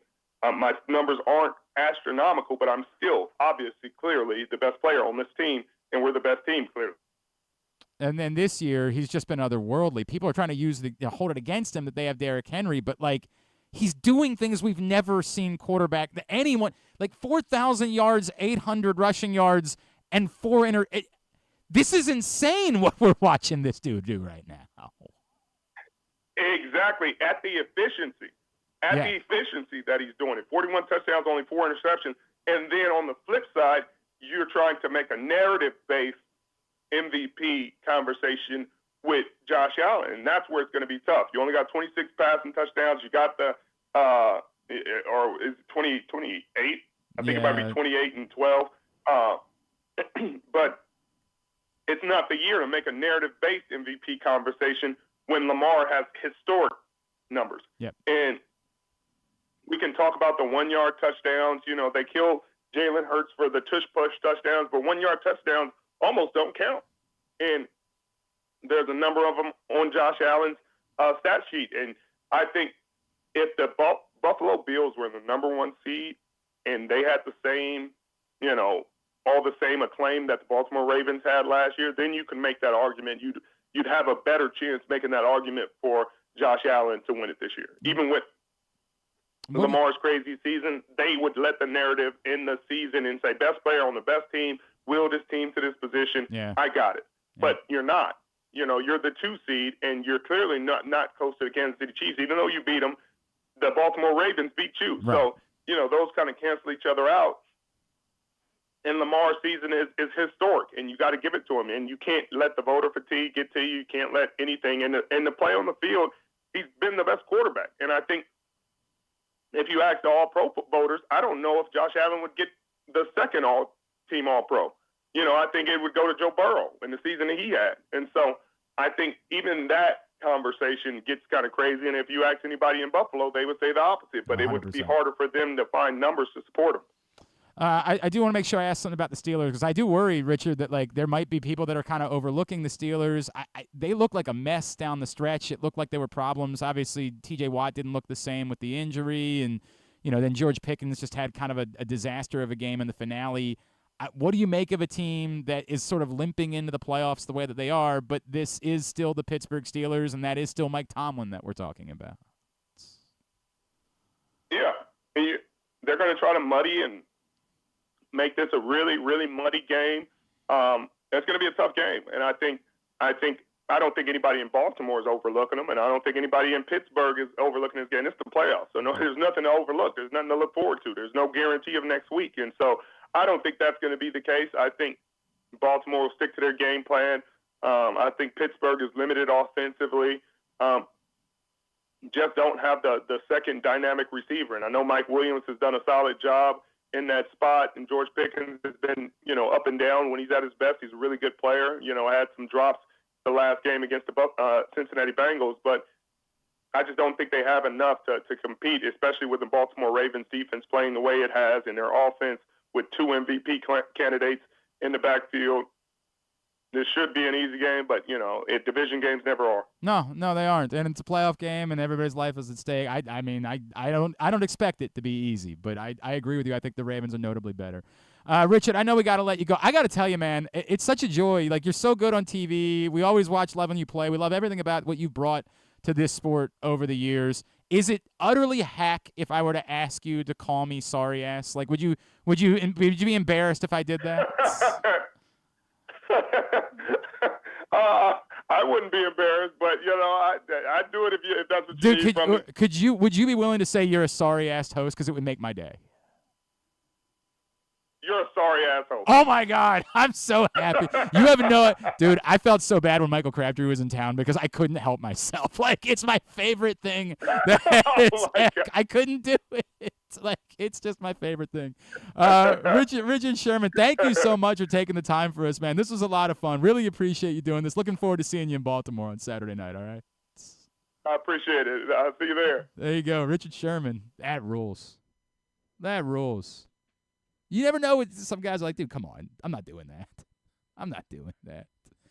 You are a hack. And I was a hack. But I'm glad he did it. That was fun. Well, now how you feeling? Now you all right over there? You're welcome, I guess. Yeah, right. The heroes. Dude, at the buzzer. In fact, after the buzzer. Yeah. The buzzer went off, and then there was a foul called. They were like, the game's not actually – it's an untimed down is what you got after a defensive penalty for us to be able to chat with Richard Sherman. And he was great. He was. He was great. So that was cool. All right. We already did all the stuff. Yeah. There's nothing else for me to say. Somebody's going to actually stop, like on the podcast, they're going to actually stop listening to the show thinking that, well, they didn't get Richard Sherman. And they're just going to hit stop. And there it was right at the end. Very good. All right, we will see you guys tomorrow. Again, Duke sucks.